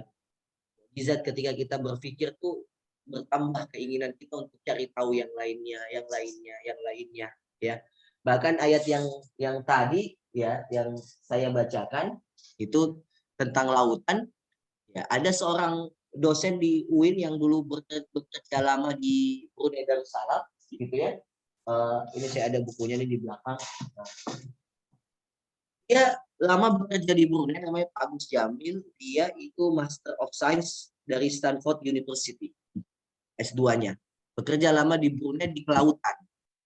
Nah, ketika dia baca Quran menemukan ayat-ayat kelautan, maka begitu terherannya dia, takjubnya dia, bahwasanya semua teori-teori yang dia pelajari tentang kelautan sudah disinggung oleh Al-Qur'anul Karim. Sudah disinggung oleh Al-Quran, termasuk tadi yang kita baca itu sebenarnya kata beliau waktu kita berkunjung ke rumahnya, berdiskusi, itu sebenarnya teori dasar kelautan, Ustaz. Yang dimana memang ketika kita masuk ke laut, itu memang semakin gelap, gitu ya. Hitam di dalam itu gelap. Itu juga yang kita pelajari dan Al-Quran sudah menyinggungnya. Akhirnya beliau menulis buku setelah mendapatkan ayat-ayat Al-Quran, kemudian dia gali lagi, dia cari semua tentang ayat Al-Quran, akhirnya dia tulis buku lah namanya Al-Quran dan Lautan. Nah, ini dan saya diberi bukunya nih, dikasih bukunya nih. Al-Quran dan Lautan. Ini semua isinya tentang teori teori kelautan dikombinasikan dengan ayat-ayat Quran. Jadi bacanya seru juga, ya, ilmiah banget dan betul-betul mengena apalagi bagi ilmuwan yang memang konsen kepada lautan. Nah, maka Al-Quran itu memang hanya memberikan kiasan-kiasan yang disitulah fungsi manusia untuk mencari tahu lebih dalam lagi. Makanya kita diberikan akal pikiran, makanya kita disebut dengan sebaik-baik manusia, kita disebut dengan sebaik-baik ciptaan. Bahkan Allah memuliakan kita. Walaqad karamna bani Adam. Allah muliakan keturunan Nabi Adam. Wa hamalnahum fil barri wal bahr wa razaqnahum minat thayyibat. Kita ini dimuliakan Allah Subhanahu wa taala. Ya. Satu-satunya makhluk ciptaan Allah yang ketika dia wafat, ya, mesti dimandikan terlebih dahulu. Mesti disolatkan terlebih dahulu. Dikuburkannya ada tata caranya, ada fikihnya. Tidak begitu saja dikuburkan. Beda dengan makhluk-makhluk ciptaan Allah yang lainnya, misalkan hewan. Ya, kalau dia wafat, ya dibangkai aja di tengah jalan. Atau dia tidak dikubur. Itulah salah satu bagaimana Allah memuliakan manusia, karena kita ini adalah memang sebaik-baik ciptaan. Nah, kiasan yang lainnya, di mana Allah menjelaskan lagi kepada kita, ya, memahami kehidupan itu dengan contoh-contoh ciptaan Allah. Di surah Al-Kahfi tadi ayat ke-45, di mana Allah Subhanahu wa taala berfirman, وَاضْرِبْ لَهُمْ مَثَلَ الْحَيَاةِ الدُّنْيَا كَمَاءٍ أَنزَلْنَاهُ مِنَ السَّمَاءِ فاختلط به نبات الأرض فأصبح حشيما تذروح الرياح Wa kana Allahu ala kulli syai'in muqtadira. Ya. Ada yang membacakan artinya? Silakan. Silakan. Niat, Bu Yati, barangkali mau Bu Yati bacakan artinya. Boleh. A'udzubillahi minasyaitonirrajim. Bismillahirrahmanirrahim. Dan buatkanlah untuk mereka perumpamaan kehidupan dunia ini ibarat air yang kami turunkan dari langit sehingga menyuburkan tumbuh-tumbuhan di bumi, kemudian tumbuh-tumbuhan itu menjadi kering yang diterbangkan oleh angin. Dan Allah Maha Kuasa atas segala sesuatu. Shadaqallahul azim. Ya, ini permisalan lagi. Jadi Al-Quran itu nyindir kita tuh sangat halus sebenarnya. Sindirannya halus. Kita disindir tuh dengan melihat bagaimana ciptaan Allah yang lain. Di sini Allah ingin memberikan penjelasan bagi kita bahwa kamu itu bisa belajar dari bagaimana kehidupan dunia ketika engkau melihat ciptaanku yang lainnya. Tujuannya apa? Kata para ulama, untuk lebih mengagungkan Allah Subhanahu wa Ta'ala. Di sini Allah permisalkan dunia itu seperti apa tadi? Masalul hayati dunya kama'in anzalnahu minas sama. Seperti air yang Allah turunkan ya dari langit ya untuk kita di muka bumi ini. Anzalnahu minas sama'i fakhtalata bihi nabatul ardh. Yang air hujan ini menjadi rezeki bagi sebagian kaum muslimin yang lainnya, sebagian manusia yang lainnya. Khususnya mereka yang punya usaha di bidang pertanian, mereka yang punya usaha di bidang peternakan dan lain sebagainya, itu rezeki banget kalau hujan. Ya, rezeki banget bagi mereka. Mungkin di antara kita nih yang nggak punya korelasi dengan itu, kalau hujan tuh selalu, aduh kok hujan ya, aduh kok hujan. Kita malah kesel. Tapi kalau bagi mereka itu nikmat. Kalau perlu kata mereka hujan terus tiap hari gitu ya. Tapi kalau kita kadang-kadang kita keselin gitu hujan. Kok hujan lagi, padahal itu rahmat bagi manusia. Ya, salah satu bentuk rahmatnya itu ya fakhtalata bihi nabatul ardh. Allah jadikan air hujan itu sebagai ya rezeki bagi tumbuh-tumbuhan, ya sayur-sayuran yang kita akan nikmati setiap harinya. Tapi Allah di situ juga menjelaskan permisalan fa asbaha hashiman tadruhu riyah. Nah, tapi itu tidaklah kekal. Itu suatu saat setelah Allah suburkan, ada waktunya masuk waktu paceklik gitu ya. Ada waktu panen, ada waktu pacekliknya, ada waktu susah-susahnya. Kemudian setelah dia tadi tumbuhnya bagus, ya, kemudian masuk musim yang tidak bagus, akhirnya yang tadinya hijau jadi kering, yang tadinya kering sudah ditiup oleh angin dan tidak berbekas sama sekali. Ya, nah, akhirnya ditutup ayat itu dengan apa? Wa kana Allahu ala kulli syai'in muqtadira. Allah ya ala kulli syai'in muqtadira. Maha ya menguasai segala sesuatu. Allah maha memiliki segala sesuatu. Di bawah kendali Allah semua. Apa yang Allah miliki. Dan manusia tidak bisa mengendalikan itu semua meskipun dia adalah ahlinya. Mau sehebat apapun ahli bidang pertanian, perkebunan, kalau Allah tidak turunkan air, bagaimana? Keahliannya tidak bermanfaat. Maka kenapa Allah tutup? Karena Allah ala kulli syai'in muqtadir. Allah mampu ya mengubah segala sesuatu itu sesuka dan kemauan Allah. Hidup kita pun begitu juga.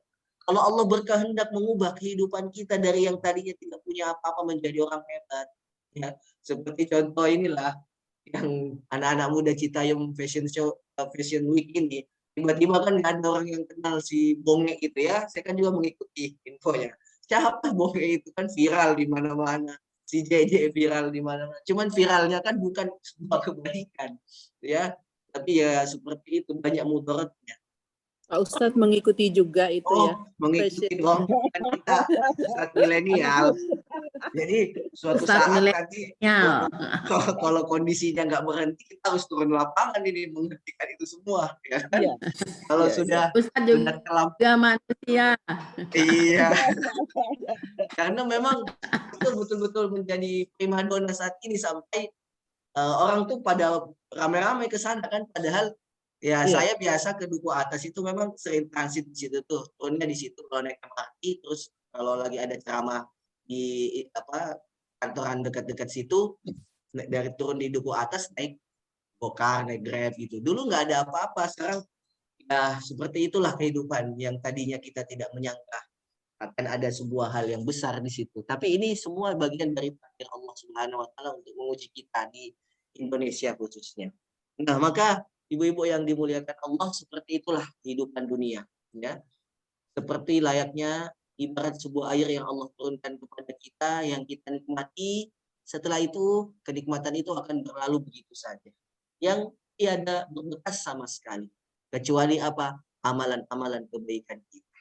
Maka jangan kita sampai tertipu dengan kehidupan dunia ini yang dimana Allah mengibaratkan dan memberikan permisalan seperti air hujan yang Allah turunkan kepada kita, bisa menjadi nikmat, di satu sisi bisa menjadi sebuah musibah. Dunia itu pun seperti itu, ibu-ibu, bisa menjadi nikmat bagi kita kalau kita jalani dengan petunjuk Allah. Dan bisa menjadi musibah kalau kita tidak mengikuti petunjuk Allah. Apa itu petunjuknya Allah? Al-Quranul Karim. Baik ibu-ibu yang dimuliakan Allah, sampai di sini kalau ada yang ingin bertanya silakan. Ya Pak Ustadz, saya yang bertanya ya Pak Ustadz ya. Ya. Ya, ada 2 pertanyaan sebenarnya Pak Ustadz. Baik, Jadi Ibu. pertanyaan pertama, sehubungan dengan kematian. Memang seperti Pak Ustadz bilang tadi, ya sebaiknya kita sebagai umat Muslim ya sebaiknya tidak takut akan kematian ya Pak Ustadz. Iya betul Ibu. Tapi ini kan mungkin bagi Ustadz ya Pak Ustadz. Saya juga takut sih Bu, saya juga takut mati. Tapi kan makin saya mempelajari Bekalnya Al-Quran, banyak yang saya nggak tahu Pak Ustadz gitu. Aduh, Iya. ternyata baru umur segini saya tahu gitu kan. Nah, Jadi rasa takut tuh pasti ada lah Pak Ustadz. pasti, Jadi betul, apalagi betul, Ibu. kemarin nih waktu pandemi, tiap hari di rumah saya tuh Iya. lewat ambulan tuh berkali-kali ciut tuh nyali Iya, tuh Pak Ustadz. Rajin baca Al-Quran, apa kayak dikejar-kejar kayak gimana gitu ya. Iya. Apakah kekhawatiran atau ketakutan itu wajar Pak Ustadz? Ya maksudnya ketakutan yang nggak berlebihan sih, cuman dengan itu kita jadi, aduh saya pengen belajar Al-Quran benar-benar deh kita Iya. jadi. Ada sih cambuk untuk itu, tapi kan walaupun sudah mempelajari, ketakutan tuh tetap ada Pak Ustadz. Mohon maaf Betul. nih. Kadang-kadang bukan itu saja, melihat misalnya yang meninggal itu bukan saudara kita nih Pak Ustadz, orang lain. Iya. Itu juga ada, aduh nggak deket-deket si jenazah juga kita takut terus terang aja. Kayak begitu. Itu pertanyaan pertama. Terus pertanyaan kedua, ini di luar tema ya Pak Ustadz. Iya Ibu. Ada nggak doanya Pak Ustadz? Atau apa doanya untuk, ini saya punya ponakan yang umurnya udah 30 ke atas belum dapat jodoh nih Pak Ustadz. Iya. Doanya apa satu? Terus yang kedua, ya satu. Terus yang kedua, kalau misalnya suaminya udah meninggal nih Pak Ustadz, tuh dia berdoa lagi sama Allah minta jodoh. Itu kira-kira dulu udah minta jodoh yang pertama udah dikasih, nggak ada minta lagi, kayaknya ini berlebihan ya Pak Ustadz. Gimana Baik. Pak Ustadz? Baik. Terima kasih Pak Ustadz. Sama-sama Ibu. Jadi Bismillahirrahmanirrahim. Kait pertanyaan pertama tentang kematian, ya. Jadi Allah Subhanahu wa taala sudah memberitahu kepada kita, ya tentu ayat ini sering dibacakan, kullu nafsin dha'iqatul maut, gitu ya. Ya, likulli ajalin musamma, setiap orang itu, ya setiap yang bernyawa itu akan menemui yang namanya al-maut, kematian. Ya, likulli ajalin musamma, di ayat yang lain Allah mengatakan setiap diri yang hidup ini itu memiliki ajalun musamma, ajal-ajal yang telah Allah tentukan. Sebenarnya kita ini adalah sang mayit, kita ini mayitun. Kata Allah Subhanahu wa taala mengingatkan Rasulullah di surah Az-Zumar, innaka mayyitun wa innahum mayyitun. Engkau akan wafat ya Rasulullah, mayit, engkau adalah seorang mayit dan mereka juga akan mayitun. Tsumma ila rabbikum turja'un. Kemudian kamu akan dikembalikan kepada Allah. Jadi memang hakikatnya kita ini hidup untuk menghadapi kematian. Ya, jadi sebenarnya tujuan hidup untuk mati gitu ya. Nah, tapi masalahnya matinya kayak gimana nih gitu kan. Matinya husnul khotimah atau sul khotimah, itu jadi pertanyaan. Jadi semua kita ini berjalan ke satu jalan yang sama, nggak ada jalan yang beda, itu menuju sebuah kematian. Tapi kematian seperti apakah? Kematian yang indah, kematian yang dikenang, kematian yang akan diceritakan kebaikannya, kematian yang akan diceritakan keburukannya, wallahu a'lam. Itu tergantung kita bagaimana hidup. Jadi itu yang harus kita samakan pertama. Nah kemudian kalau ada rasa takut yang hadir dalam diri kita, ya ketika menghadapi kematian ya itu sangat wajar. Karena itu fitrah manusia itu takut meninggalkan apa yang telah dia miliki di dunia ini. Ya. Jadi ketakutan nggak hadir itu ya karena memang kita ini jiwanya melekat pada dunia. Ya. Itu wajar sekali, kita nggak mau kehilangan anak kita nggak mau jauh dari suami kita nggak mau jauh dari orang yang kita cintai. Kan kematian memisahkan itu semua. Iya, kematian memisahkan itu. Jadi kita khawatir gimana nanti kehidupan saya, gimana nanti anak saya, gimana nanti istri saya dan lain sebagainya. Itu pasti kematian akan memisahkan kita kepada apa yang kita cintai. Nah, maka dari itulah Rasulullah SAW mengingatkan kepada kita ya dalam sebuah hadis ya yang mulia itu dikatakan ya ahbib man syi'ta, cintailah ya siapa saja yang engkau ingin cintai. Ya, fa'lam tapi ketahuilah innaka tufariquhu. Sesungguhnya engkau akan meninggalkannya, engkau akan berpisah padanya. Jadi kalau kita sudah memahami seperti itu, kita sudah memahami bagaimana konsep ini, insya Allah rasa takut itu bisa kita minimalisir. Kalau dihilangkan nggak bisa Ibu, nggak bisa. Ya, itu nggak mungkin hilang lah rasa takut akan sebuah kematian, itu pasti akan selalu ada. Tapi takut orang beriman itu beda dengan takut orang yang kafir, yang tidak beriman. Takutnya orang beriman itu memikirkan karena amalannya udah siap apa belum gitu ketemu Allah. Ya, kita takutnya bukan karena takut meninggalkan suami kita, takut meninggalkan anak-anak, kita paham itu semua titipan. Tapi takutnya orang beriman itu ya adalah ketika kita menemui Allah tidak membawa amalan. Itu yang membuat biasa kita was-was. Makanya kita diajarkan berdoa kepada Allah Subhanahu wa Ta'ala dengan doa yang terbaik ya, di mana kita meminta kepada Allah Subhanahu wa Ta'ala di dalam hadis Allahumma inna nas'alukal jannah ya, Allahumma inna nas'aluka ridhaka wal jannah wa na'udzubika min sakhatika wan nar. Jadi doa ini yang wajib untuk selalu kita baca ya, karena kita kan hanya berharap bahwasanya kita wafat husnul khatimah, kita wafat dalam keadaan Allah ridho kepada kita. Makanya kenapa doa yang diajarkan Nabi ini ya unik. Sebelum surga ada ridho gitu ya. Allahumma inna nas'aluka ridhaka wal jannah. Nah, tentu kalau Allah sudah ridho pasti ya wal jannah, surganya pun juga ikut kepada kita. Maka doa ini harus selalu kita baca, tenangkan hati kita dengan ini. Allahumma inna nas'aluka ridhaka wal jannah wa na'udzubika min sakhatika wan nar. Dan kami berlindung kepadamu ya Allah dari siksa api neraka. Hanya dengan ridhonya Allah lah yang bisa masukkan kita ke dalam surga. Nah, jadi intinya kematian itu pasti akan kita hadapi dan pasti kita akan temui. Ya, kalau bahasanya itu kita semua ini calon mayit, calon jenazah, tinggal menunggu panggilan aja. Ibaratnya seperti tadi Ibu Yanti yang sedang antri, ya antri nunggu panggilan. Ya. Nah, kan jadi takut. seperti Ibu Yanti kan lagi nunggu panggilan nih di loket. Nah, kita pun begitu juga tinggal lagi nunggu panggilan Allah, cuma kan dirahasiakan. Kita nggak tahu. Kalau bedanya di loket kejaksaan kan sudah tahu ada nomornya, ya kan? Nah, jadi kita bisa lihat udah nomor berapa. Tapi kalau kematian kan memang dighaibkan oleh Allah, ditutupi untuk apa? Biar semua kita itu berlomba-lomba. Kalau kematian sudah Allah atur jadwalnya kan nggak asik, ya kan? Jadi kita ada. Jadi kalau sudah diatur orang akan nanti aja. Saya kan usia 67 baru Allah panggil, ya 7 tahun tobat, ya kan? 60 maksiat, gitu ya. Nah, 60 tahun maksiat, 7 tahun tobat. Nah, tapi karena itu maha kuasanya Allah, dia menutupi semua hal-hal yang gaib. Dan Rasulullah pun tak tahu kapan ajalnya. Maka semua kita dari awal jika sudah memahami kehidupan Islam, maka itu akan berlomba-lomba. Maka sahabat itu kalau kita lihat ada wafat yang usianya 18 tahun, ada yang usianya 30 tahun mati syahid, ada yang 40 tahun, ada yang bahkan di usianya 60 tahun belum wafat dan bermimpi untuk wafat dalam keadaan membela agamanya Allah, yaitu Khalid bin Walid, tak kunjung wafat ya.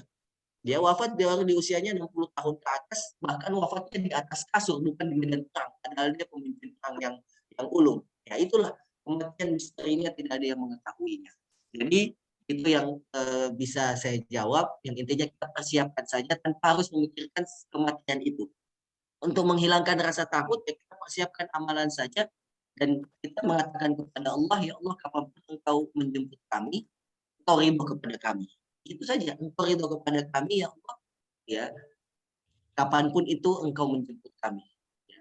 Karena kalau sudah Allah ridho, tadi yang saya sampaikan, nikmat tertinggi itu ridhonya Allah, sudah insya Allah semuanya, ya apa yang kita kerjakan itu akan ya bernilai pahala di sisi Allah Subhanahu wa Ta'ala. Jadi tentu untuk rasa takut tidak bisa dihilangkan, pasti itu akan selalu ada, tapi kita ubah cara pandangnya saja biar ketakutan itu tidak jadi negatif. Takutnya jadi positif. Nah, takut jadi positif apa itu? Ketika kita semakin mengingat kematian, semakin semangat beramal. Gitu. Itu yang kata para ulama, mengingat kematian dengan pikiran yang positif. Makanya Rasulullah saja selalu mengatakan kepada para sahabat, aksiru an zikri hadhi min ladzat. Banyaklah ya kalian memikirkan ya pemutus kenikmatan. Kemudian kata sahabat, apa itu ya Rasulullah? Kematian. Rasulullah aja memerintahkan para sahabat memperbanyak mengingat ini gitu. Kalau ini sebuah ketakutan, berarti kan ya Rasulullah memberikan rasa takut kepada sahabat. Tapi Rasulullah di sini bukan menakuti, tapi memberikan semangat dentuman hidup bagi para sahabat untuk memperbaiki amalannya. Seperti yang Allah sampaikan di surah Al-Mulk ayat yang kedua ya. Alladzi khalaqal mauta wal hayata liyabluwakum ayyukum ahsanu amala. Yang dimana Allah menciptakan al-mauta, kematian, wal hayat, kehidupan. Liyabluwakum ayyukum ahsanu amala. Untuk menguji kita siapa yang paling baik amalannya. Nah, itulah kenapa rahasia kematian tidak ada yang tahu. Seperti jodoh dan lain sebagainya, rezeki nggak ada yang tahu. Itu karena Allah Subhanahu wa Ta'ala menginginkan kita ayo berlomba-lomba, ya bersungguh-sungguh, ya siapa yang paling bagus amalannya, siapa yang paling baik amalannya. Ya, itu yang pertama Ibu. Nah, yang kedua terkait masalah tadi doa, adakah doa yang bisa kita panjatkan Ustadz untuk memudahkan kita untuk mendapat jodoh? Ya, misalkan tadi yang ditanyakan. Pertama, di dalam hadis Rasulullah SAW yang dituliskan juga dikutip dalam kitabnya Imam An-Nawawi di dalam kitab Al-Arba'ina An-Nawawiyah, dalam buku 40 hadis An-Nawawi, di situ ada hadis yang mengatakan bahwasanya ya ketika kita proses penciptaan manusia, jadi ketika kita berada di dalam rahim ibu kita, ya ketika 40 hari ditiupkan ruh kepadanya, ya yang tadinya dia dari mani kemudian menjadi segumpal darah, kemudian menjadi segumpal daging, kemudian diberikan ditiupkan ruh, kemudian ya disempurnakan penciptaannya. Ketika sudah 40 hari ditiupkan ruh, maka para malaikat ditugaskan Allah Subhanahu wa Ta'ala untuk menulis 4 hal. Yang pertama adalah ajalnya, yang kedua adalah jodohnya, ya, rezekinya, jodohnya itu seperti apa, ya, takdir baik dan buruknya, ya, serta rezekinya. Jadi itu semua Allah Subhanahu Wa Taala sudah catatkan. Nah, tapi tugas manusia karena hal itu gaib, ya, ada yang bisa Allah percepat, ada yang Allah bisa memberikan itu lama, gitu ya. Itu semua atas kehendak Allah Subhanahu Wa Taala. Maka para ulama mengatakan juga doa, ya dalam hadis juga Rasulullah mengatakan la yuraddul qada'u illa bid-du'a. Ya sesungguhnya sebuah ketetapan itu tidak bisa diubah kecuali dengan doa, gitu ya. Kecuali dengan doa. Maka ada orang yang memang diberikan Allah jodohnya itu lama dan dia bisa mempercepatnya dengan doa. Dia terus berdoa kepada Allah, terus berdoa kepada Allah. Ya. Tak kunjung datang, tugasnya doa. Belum juga datang, tugasnya doa. Sampai Allah datangkan. Ya, kalau Allah tidak datangkan di dunia, Allah akhirat. Nah, seperti itu. Sama seperti kisahnya Nabi Zakaria kan. Nabi Zakaria itu tidak pernah berhenti meminta anak kepada Allah Subhanahu wa Ta'ala. Padahal ketika dia berdoa itu, dia sudah tahu kondisinya tidak mungkin dapat anak. Sebuah kemustahilan ketika dia bisa mendapatkan keturunan karena dia sudah tua, istrinya juga tua, mandul, gitu ya bahasanya. Jadi tapi Nabi Zakaria tidak berhenti berdoa karena dia tahu Allah itu maha segala sesuatu, maha mengembalikan keadaan. Akhirnya Allah ceritakan itu di dalam Al-Quran di surah Maryam, dan Nabi Zakaria pun diberikan keturunan, ya, anak, yang dimana anaknya itu Allah sendiri yang memberikan nama, yaitu Yahya. Nah, maka tugas kita seorang yang beriman terus berdoa kepada Allah. Ada doa yang bisa kita baca, itu yang dituliskan di dalam surah Al-Furqan. Surah Al-Furqan ayat ke-74, ya. Di surah Al-Furqan itu juz yang ke-19, surah yang ke-25, ayat yang ke-74. Ini doanya ibadur Rahman.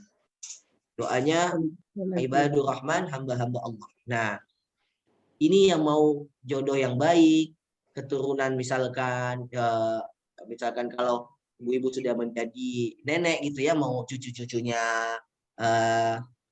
ganteng-ganteng, cantik-cantik, soleh-soleha, nah bisa baca doa ini. Dan doanya harus dibarengi dengan keyakinan, ya. Itu di surah Al-Furqan ayat ke-74. Dan ini doanya mungkin ya sangat-sangat terkenal, ya, dan biasa dibaca di dalam majelis, ya, di mana Allah Subhanahu wa taala mengatakan, A'udzu billahi minasyaitonir rajim. والذين يقولون ربنا هب لنا من أزواجنا وذرياتنا قرة أعين وجعلنا للمتقين إماما. Nah, jadi untuk doanya, baca doa ini, karena doa ini meminta kepada Allah Subhanahu wa taala, ya, keturunan. Nah, mungkin Ibu Nuni bisa membaca artinya. Ya. A'udzubillahi minasyaitonirrajim. Bismillahirrahmanirrahim. Dan orang-orang yang berkata, ya Tuhan kami, anugerahkanlah kepada kami istri-istri kami dan keturunan kami sebagai penyenang hati kami, dan jadikanlah kami imam bagi orang-orang yang bertakwa. Ya, jadi ya Wahhab. Nah, kalau yang hafal Asmaul Husna ada kalimat ya Wahhab, ya Wahhab. Nah, sebutkan ya kalimat ya Wahhab, karena ya Wahhab ini maha pemberi karunia. Karunia apa saja? Ya jodoh, anak, rezeki sekalipun Allah akan berikan kepada kita. Di sini doanya ya Rabbana hablana. Hablana itu dari kalimat Wahhab, namanya Allah Subhanahu wa taala. Ya Wahhab. Apa artinya ya Wahhab? Maha pemberi karunia. Hablana min azwajina. Ya. Kalau karunia Allah itu sudah diberikan kepada kita, maka itu sebuah anugerah yang besar. Kalau karunia itu dia mulia setiap saat dan kapanpun itu, karena itu datangnya dari Allah. Ya, ini karunia Allah. Ya, ini karunia Allah. Dia akan selalu mulia. Ya. In azwajina wa dzurriyyatina. Azwajina itu ya pasangan-pasangan kami. Ya. Nah, ini doa untuk meminta pasangan yang baik. Waduriyatina, meminta keturunan yang baik. Qurrata a'yun, yang menjadi penyejuk hati kita, pandangan kita di dunia. Waj'alna lil muttaqina imama, dan menjadi kelak nanti ini, ya, karunia Allah ini amal ibadah kita, amal jariah kita, dan mereka pun menjadi kelak nanti sebagai orang-orang yang muttaqin, yang menjadi pemimpin orang yang bertakwa. Jadi ini doa sangat dahsyat sekali. Kenapa? Karena kita meminta kepada Allah rezeki yang paling, ya, sangat memberikan, bisa dikatakan karunia bagi kehidupan kita dunia dan akhirat. Kenapa? Karena keluarga itu bisa jadi amal jariah, dan itu yang dikatakan oleh Rasulullah. Kita mungkin nggak punya banyak harta, kita mungkin bukan orang yang hebat, kita bukan orang yang terkenal, tapi kita punya keturunan yang soleh dan soleha, itu bisa membawa kita masuk ke dalam surga Allah. Bahkan sekalipun kita bukan orang yang ahli ibadah, ahli Quran, ahli di bidang agama yang bukan dekat sama Allah, yang memang hanya biasa-biasa saja hubungannya, tidak dikatakan juga orang soleh, ya, tetapi kita terus yang mendidik keluarga kita menjadi, ya, orang yang bertakwa, maka itu bisa membawa kepada kita pundi-pundi amal kebaikan, bahkan bisa menjadi amal jariah. Karena kata Rasulullah, jika kita wafat, semua amalan terputus, Yang dimaksud amalan terputus di sini adalah kita tidak bisa lagi berbuat kebaikan karena kita sudah wafat. Tapi ada kebaikan yang akan terus berlanjut, continue, ya, nggak pernah terputus. Apa itu? Amal jariah yang pertama adalah sedekah. Amal jariah yang kedua adalah kita mengajarkan ilmu. Dan amal jariah yang ketiga adalah mendidikan menjadi anak yang soleh. Kemudian dialah yang mendoakan orang tua. Nah, jadi doa ini wajib dan patut kita baca untuk, ya, tidak hanya bagi yang meminta keturunan, tetapi siapapun yang menginginkan jodoh, siapapun yang menginginkan kehidupan yang lebih baik dari keturunannya, maka kita berdoa dengan doa yang ini. Baik, itu mungkin Ibu ya dari pertanyaannya, mudah-mudahan bisa terjawab. Ya, makasih Pak Ustadz. Pak Ustadz, saya mau nanya Pak, saya Boleh, nggak Ibu. kelar, bisa nanya. Iya. Ya, Kan kalau temanya itu Al-Quran sebagai cahaya dan penuntun kehidupan ya Pak Ustadz. ya. Saya dulu waktu kecil pernah sekolah Arab sebentar, terus udah gitu pernah juga belajar ngaji. Tapi kesininya lebih banyak saya pekerjaan duniawi ya Ustadz. Jadi pelajaran yang dulu-dulu tuh kan ya udah lupa lah. Nah sekarang berapa tahun terakhir itu saya mencoba untuk belajar dan dekat dengan Al-Quran. Sekarang pun kita lagi belajar nih, mulai dari alif, ba, ta, sa. Nah yang saya ingin tanyakan, apakah benar ya kalau misalnya kita sudah dekat dengan Al-Quran, itu kita bisa dapat rahmat Allah misalnya, kita bisa berbuat apa ya, maksudnya semua serba masalah kehidupan ini kita bisa selesaikan dengan petunjuk Allah. Jadi kan ada orang yang misalnya gini, kita tanya yuk sama si ini peramal ini atau ini, atau kita curhat ke teman kita.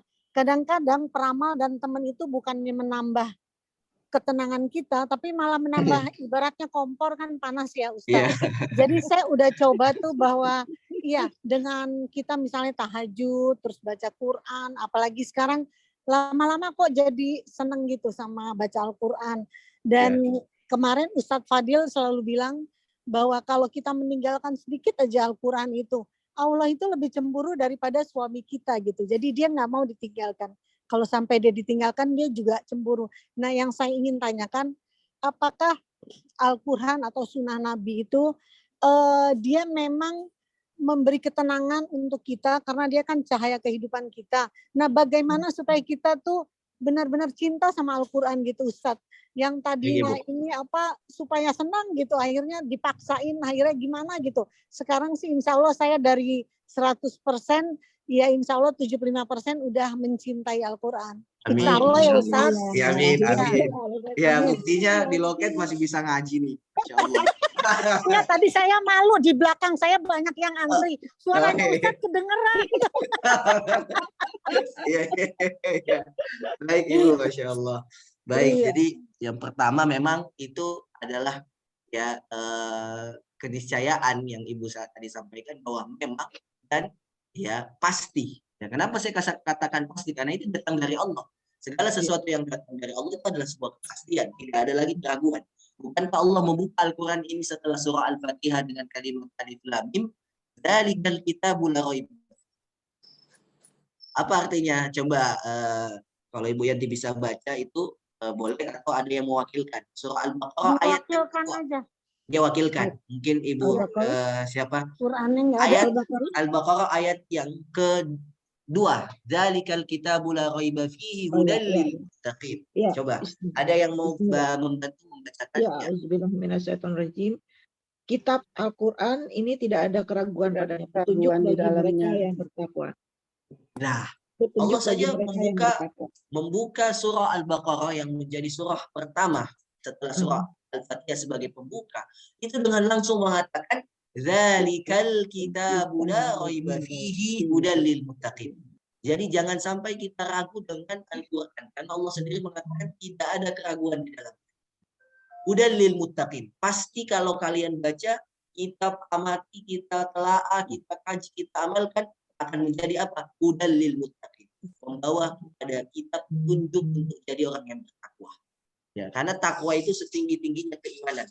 Karena kalau orang sudah dapat derajat takwa, dia hidupnya mudah.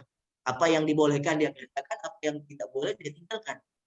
Kenapa kita hidupnya nih masih susah, saya usah tinggalin yang ini sih saya bisa tinggalin, yang ini belum Ustaz, gitu ya. Jadi tinggalinnya masih pilih-pilih karena memang takwa itu belum sampai kepada diri kita. Nah, maka Quran sudah membawa kita kepada kepastian, tidak ada keraguan. Makanya kalau kita lihat dari sejarah turunnya Al-Quran, awal-awal Quran turun ke orang non-Muslim, kafir Quraisy Mekah, itu tidak ada yang mempercayai Quran. Nah, itu boleh tuh Pak.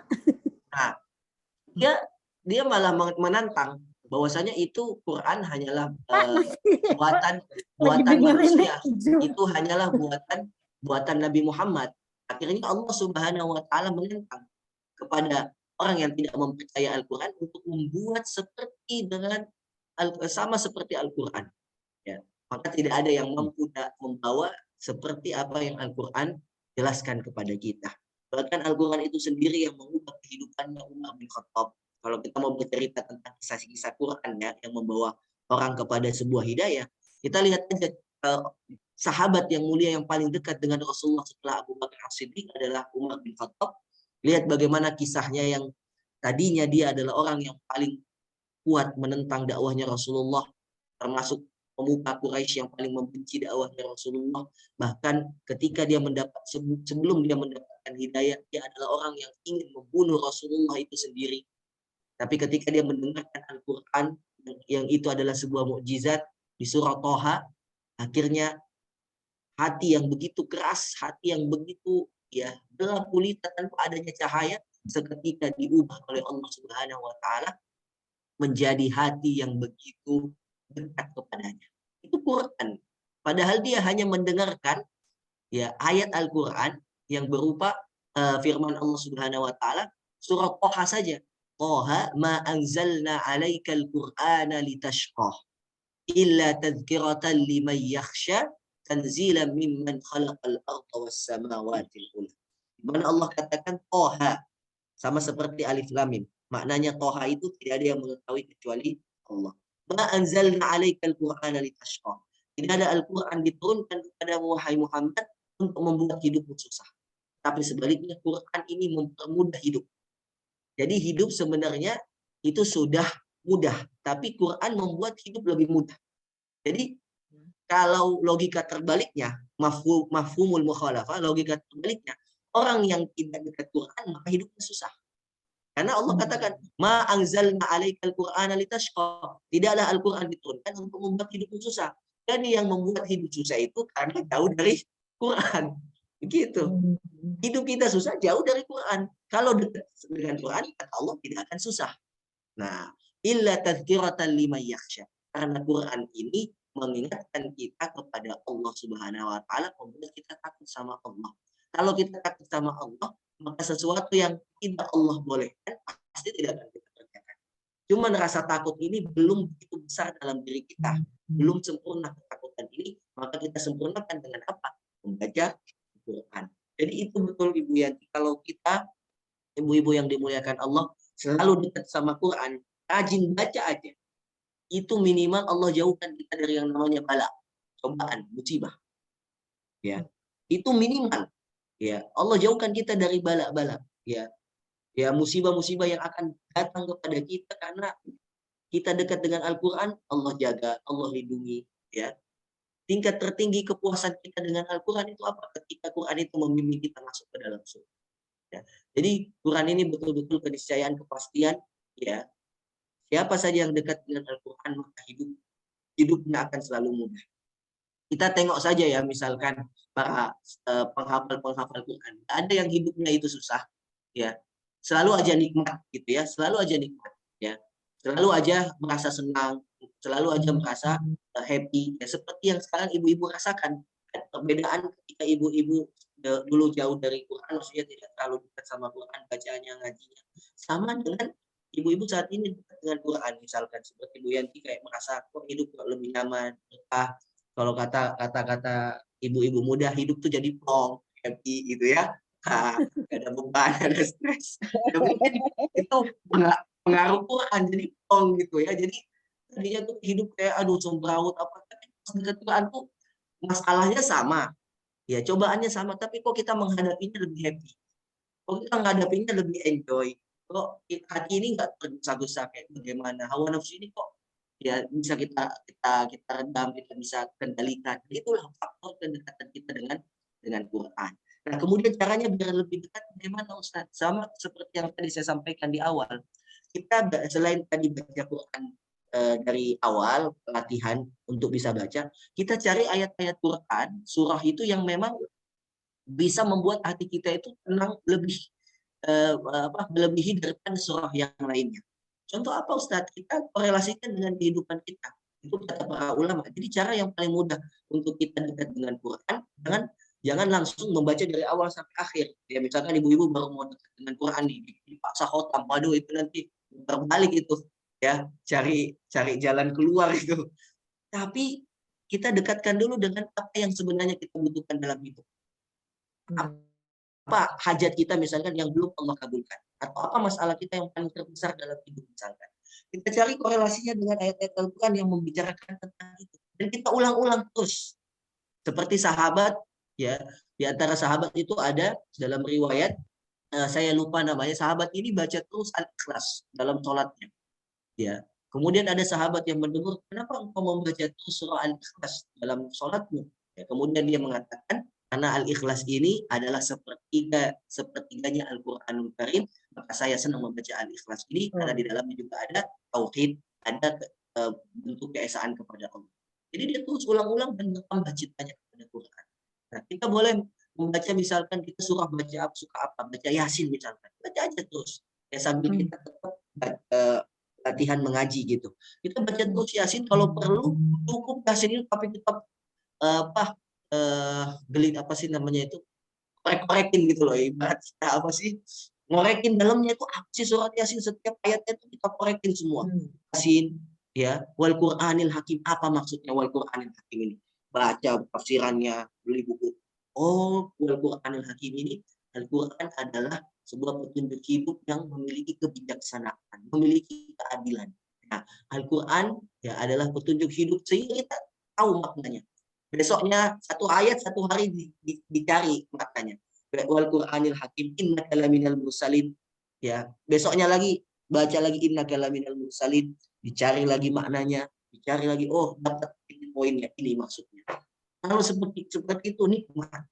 Jadi kita nggak usah tergesa-gesa khatam Quran, nggak usah tergesa-gesa cepat bisa baca. Ya, itu berjalan, tapi yang paling harus kita kuatkan ini. Karena kalau kita dapat feel-nya di sini seperti Umar saja. Ya. Umar itu tidak baca Quran, dia hanya dengar. Ya, dia hanya dengar kalimat Toha ma anzalna 'alaikal Qur'ana litashqa illa tadhkiratan liman yakhsha. Tapi perkataan itu perkataan kata Umar tidak pernah saya dengar sebelumnya, dan maknanya tuh langsung masuk ke hatinya karena dia paham. Akhirnya langsung berubah 100 derajat datang kepada Rasulullah bersyahadat. Asyhadu an la ilaha illallah wa asyhadu anna Muhammadar Rasulullah. Coba kita bayangkan. Umar aja nggak baca dan dia belum dalam keadaan muslim pada saat itu. Belum beriman, belum bersyahadat. Tapi karena dia tahu makna Quran itu, karena dia bisa bahasa Arab, jadi dia masuk ke akal pikirannya dan selaras ke dalam hatinya. Akhirnya beriman. Nah, kita kalau mau dekat begitu caranya Ibu. Ya, kalau kita langsung paksa untuk ngegas khotaman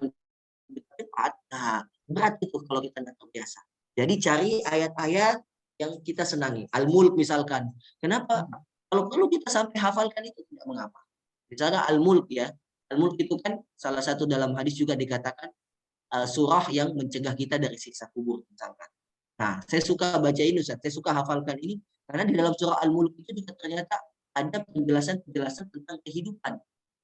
Gitu. Jadi kita baca setiap malam, bahkan kita kuasai luar dalamnya. Makna-maknanya kita baca, tafsirannya kita baca, kitab-kitab tafsirnya para ulama. Oh, apa maksud ayat ini? Itu nikmat sekali, Bu. Insya Allah itu nikmat sekali. Dan itu ya betul, ya plong, betul-betul plong. Kalau udah itu plong. Apalagi pas banget kita baca itu ketemu masalahnya dengan masalah kita. Wah, itu lebih nikmat lagi itu. Lebih membuat kayak kita semangat hidup. Itulah dulu yang Rasulullah Shallallahu Alaihi Wasallam jadikan sebagai tameng kehidupannya itu Quran. Makanya Allah Subhanahu Wa Taala itu dalam ayatnya ya, wa kadzalika linusabbita bihi fuadaka wa rattalnahu tartila. Maka beginilah cara wahai Muhammad untuk menguatkan hatimu dengan apa? menurunkan Al-Quran secara berangsur-angsur. Kalau kita lihat Quran saja turun itu kan sesuai masalah dan ya kehidupan yang terjadi, turun kan begitu Quran. Nah, kita pun begitu, masalah hidup kita apa? Cari ayatnya. Bedanya dulu kan Rasulullah datang masalahnya dulu, baru Qurannya. Nah, itu kan dulu Rasulullah. Misalkan banyak orang yang nggak mau beriman, Rasulullah putus asa, turun Al-Quran, menguatkan Rasulullah. Kalau kita kan sekarang Qurannya sudah ada, masalahnya udah ada di depan mata, tinggal kita buka gitu. Dulu kan Rasulullah sampai menanti wahyu itu 6 bulan lamanya. Ketika wahyu pertama dan kedua sudah turun, wahyu berikutnya nggak turun gitu. Rasulullah termenung, kapan nih apa Allah sudah mengabaikan aku sampai dia dihina oleh seorang wanita dari kaum Yahudi gitu. Bahwasanya Muhammad ini sedang menanti wahyu yang Tuhannya sendiri tidak menyukainya, tidak memperhatikannya, sampai diolok-olok seperti itu Nabi Muhammad. Dia termenung, terus menunggu kapan wahyunya Allah datang, kapan menghiburnya. Turunlah surat Duha. Wal-laili idza saja ma wadda'aka rabbuka wa ma qala. Allah itu tidak pernah meninggalkanmu wa ma qala, dan tidak akan sedikit pun dia mengurangi rezekimu, kenikmatanmu. Ya. Jadi cara interaksi dengan Quran seperti itu, kita ubah. Rasulullah dulu Qurannya masalahnya ada, Qurannya belum turun, dia menunggu kemudian keluar. Kalau kita saat ini kan lebih mudah lagi, masalah sudah ada, ya pasti semua ada masalah, tinggal kita buka Quran, mana nih masalahnya, baca terus setiap hari, baca sampai merasa hati tenang, baru kita cari lagi yang lain. Nah itu kata para ulama, interaksi yang tertinggi dengan Al-Quran seperti itu. Insya Allah kalau itunya udah kuat, nanti kita diajak mau ngaji apapun itu, sesusah apapun ngajinya, itu pasti akan kita akan insya Allah. Baik, seperti itu ya jawaban dari pertanyaan Ibu Yanti tadi. Ya, terima kasih Ustadz. Bersama Ibu. Ibu lain silakan. Siapa yang mau tanya? Uni Eva, Uni Nel, Uni Erma. Mau tanya satu, Ustadz. Oh, Uni. Iya, boleh Ibu. Assalamualaikum warahmatullahi wabarakatuh. Waalaikumsalam warahmatullahi Ini wabarakatuh. di luar konten ya Ustadz ya. Iya.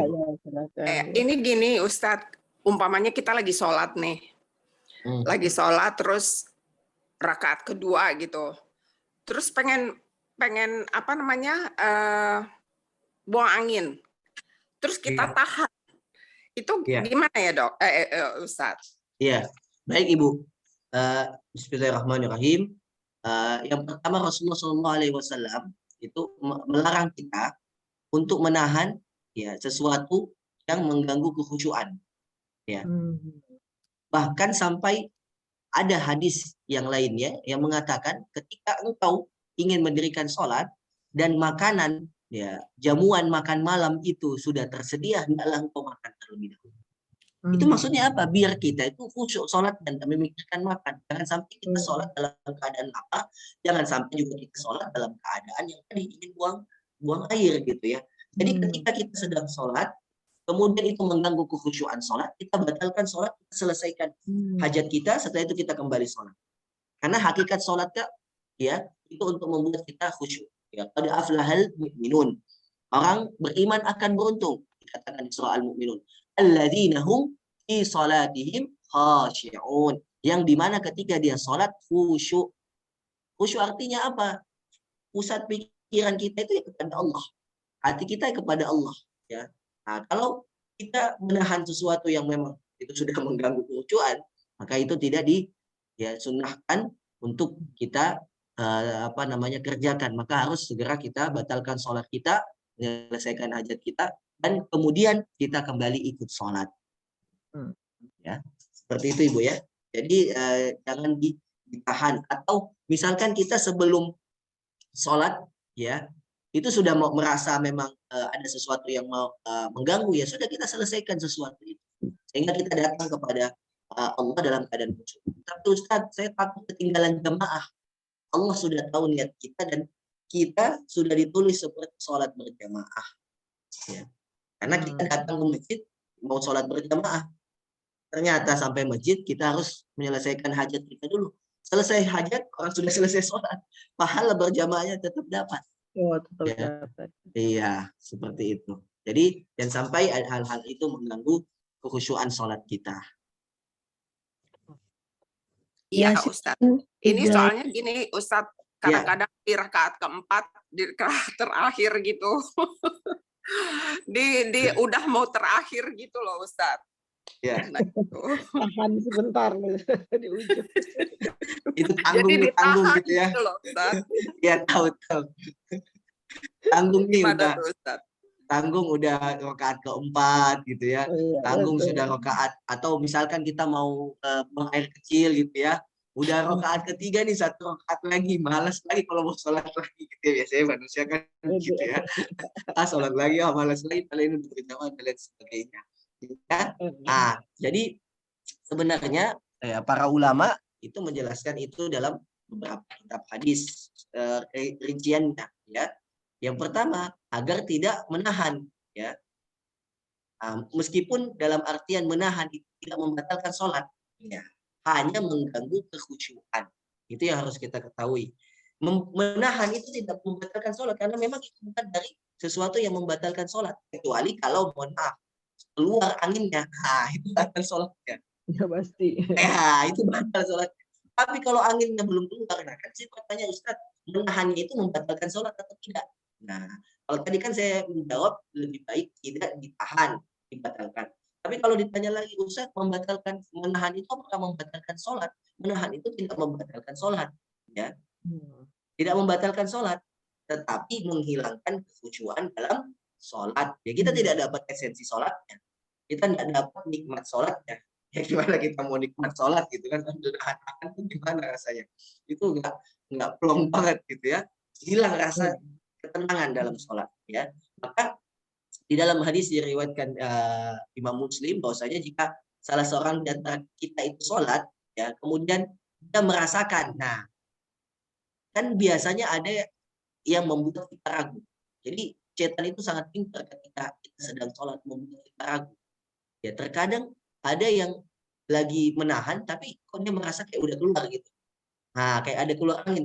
Ada juga yang yakin bahwasanya itu tidak keluar anginnya. Nah, ketika kita juga berada dalam keraguan seperti itu, ya, apakah anginnya sudah keluar atau tidak, ya, maka dia jangan meninggalkan sholatnya dan terus berada dalam keyakinannya, ya. Kecuali dia meyakini bahwasanya ketika dia tahan dan dia tidak bisa menahan dan dia merasa ada keluar angin, maka dia membatalkan dan kemudian dia wudhu, kemudian dia balik kembali untuk sholat. Ya. Jadi sebenarnya ya menahan ya, kondisi menahan apa buang air kecil, kencing atau kentut ya, itu sebenarnya tidak membatalkan sholat tapi menghilangkan kekhusyuan sholat. Nah, maka lebih baik dianjurkan oleh para ulama tidak menahannya ya. Nah, jadi dia harus membatalkan kemudian ulang lagi untuk kesempurnaan sholatnya agar sholatnya khusyuk. Jadi anjuran ini untuk sholat kita khusyuk dan sempurna ya. Karena pasti kalau menahan soal kencing atau kentut ya pasti akan mengganggu khusyuknya sholat ya. Seperti yang hadis saya sampaikan tadi itu di awal, Rasulullah saja ya mengatakan menganjurkan kita untuk makan ya jika sudah dihidangkan makanan sebelum sholat agar kita tidak terganggu kekhusyuannya, menahan lapar misalkan sedang mau sholat ya, sama seperti ketika kita tidak dianjurkan untuk tidak boleh menahan sesuatu yang mengganggu kekhusyuan sholat kita. Itu hadis yang diriwayatkan Aisyah radhiyallahu anha ya, tidak ada sholat ketika makanan sudah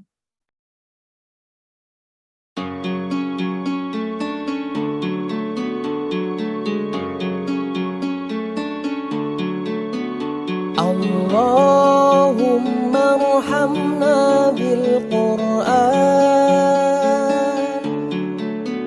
waj'alhu lana imaman wa nuran wa hudan wa rahmah.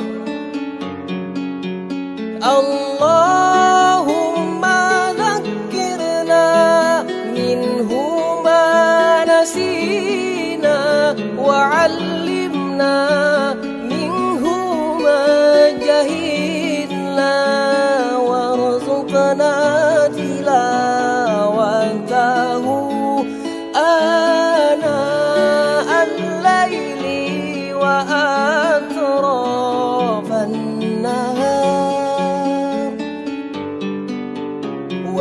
واجعله لنا حجة يا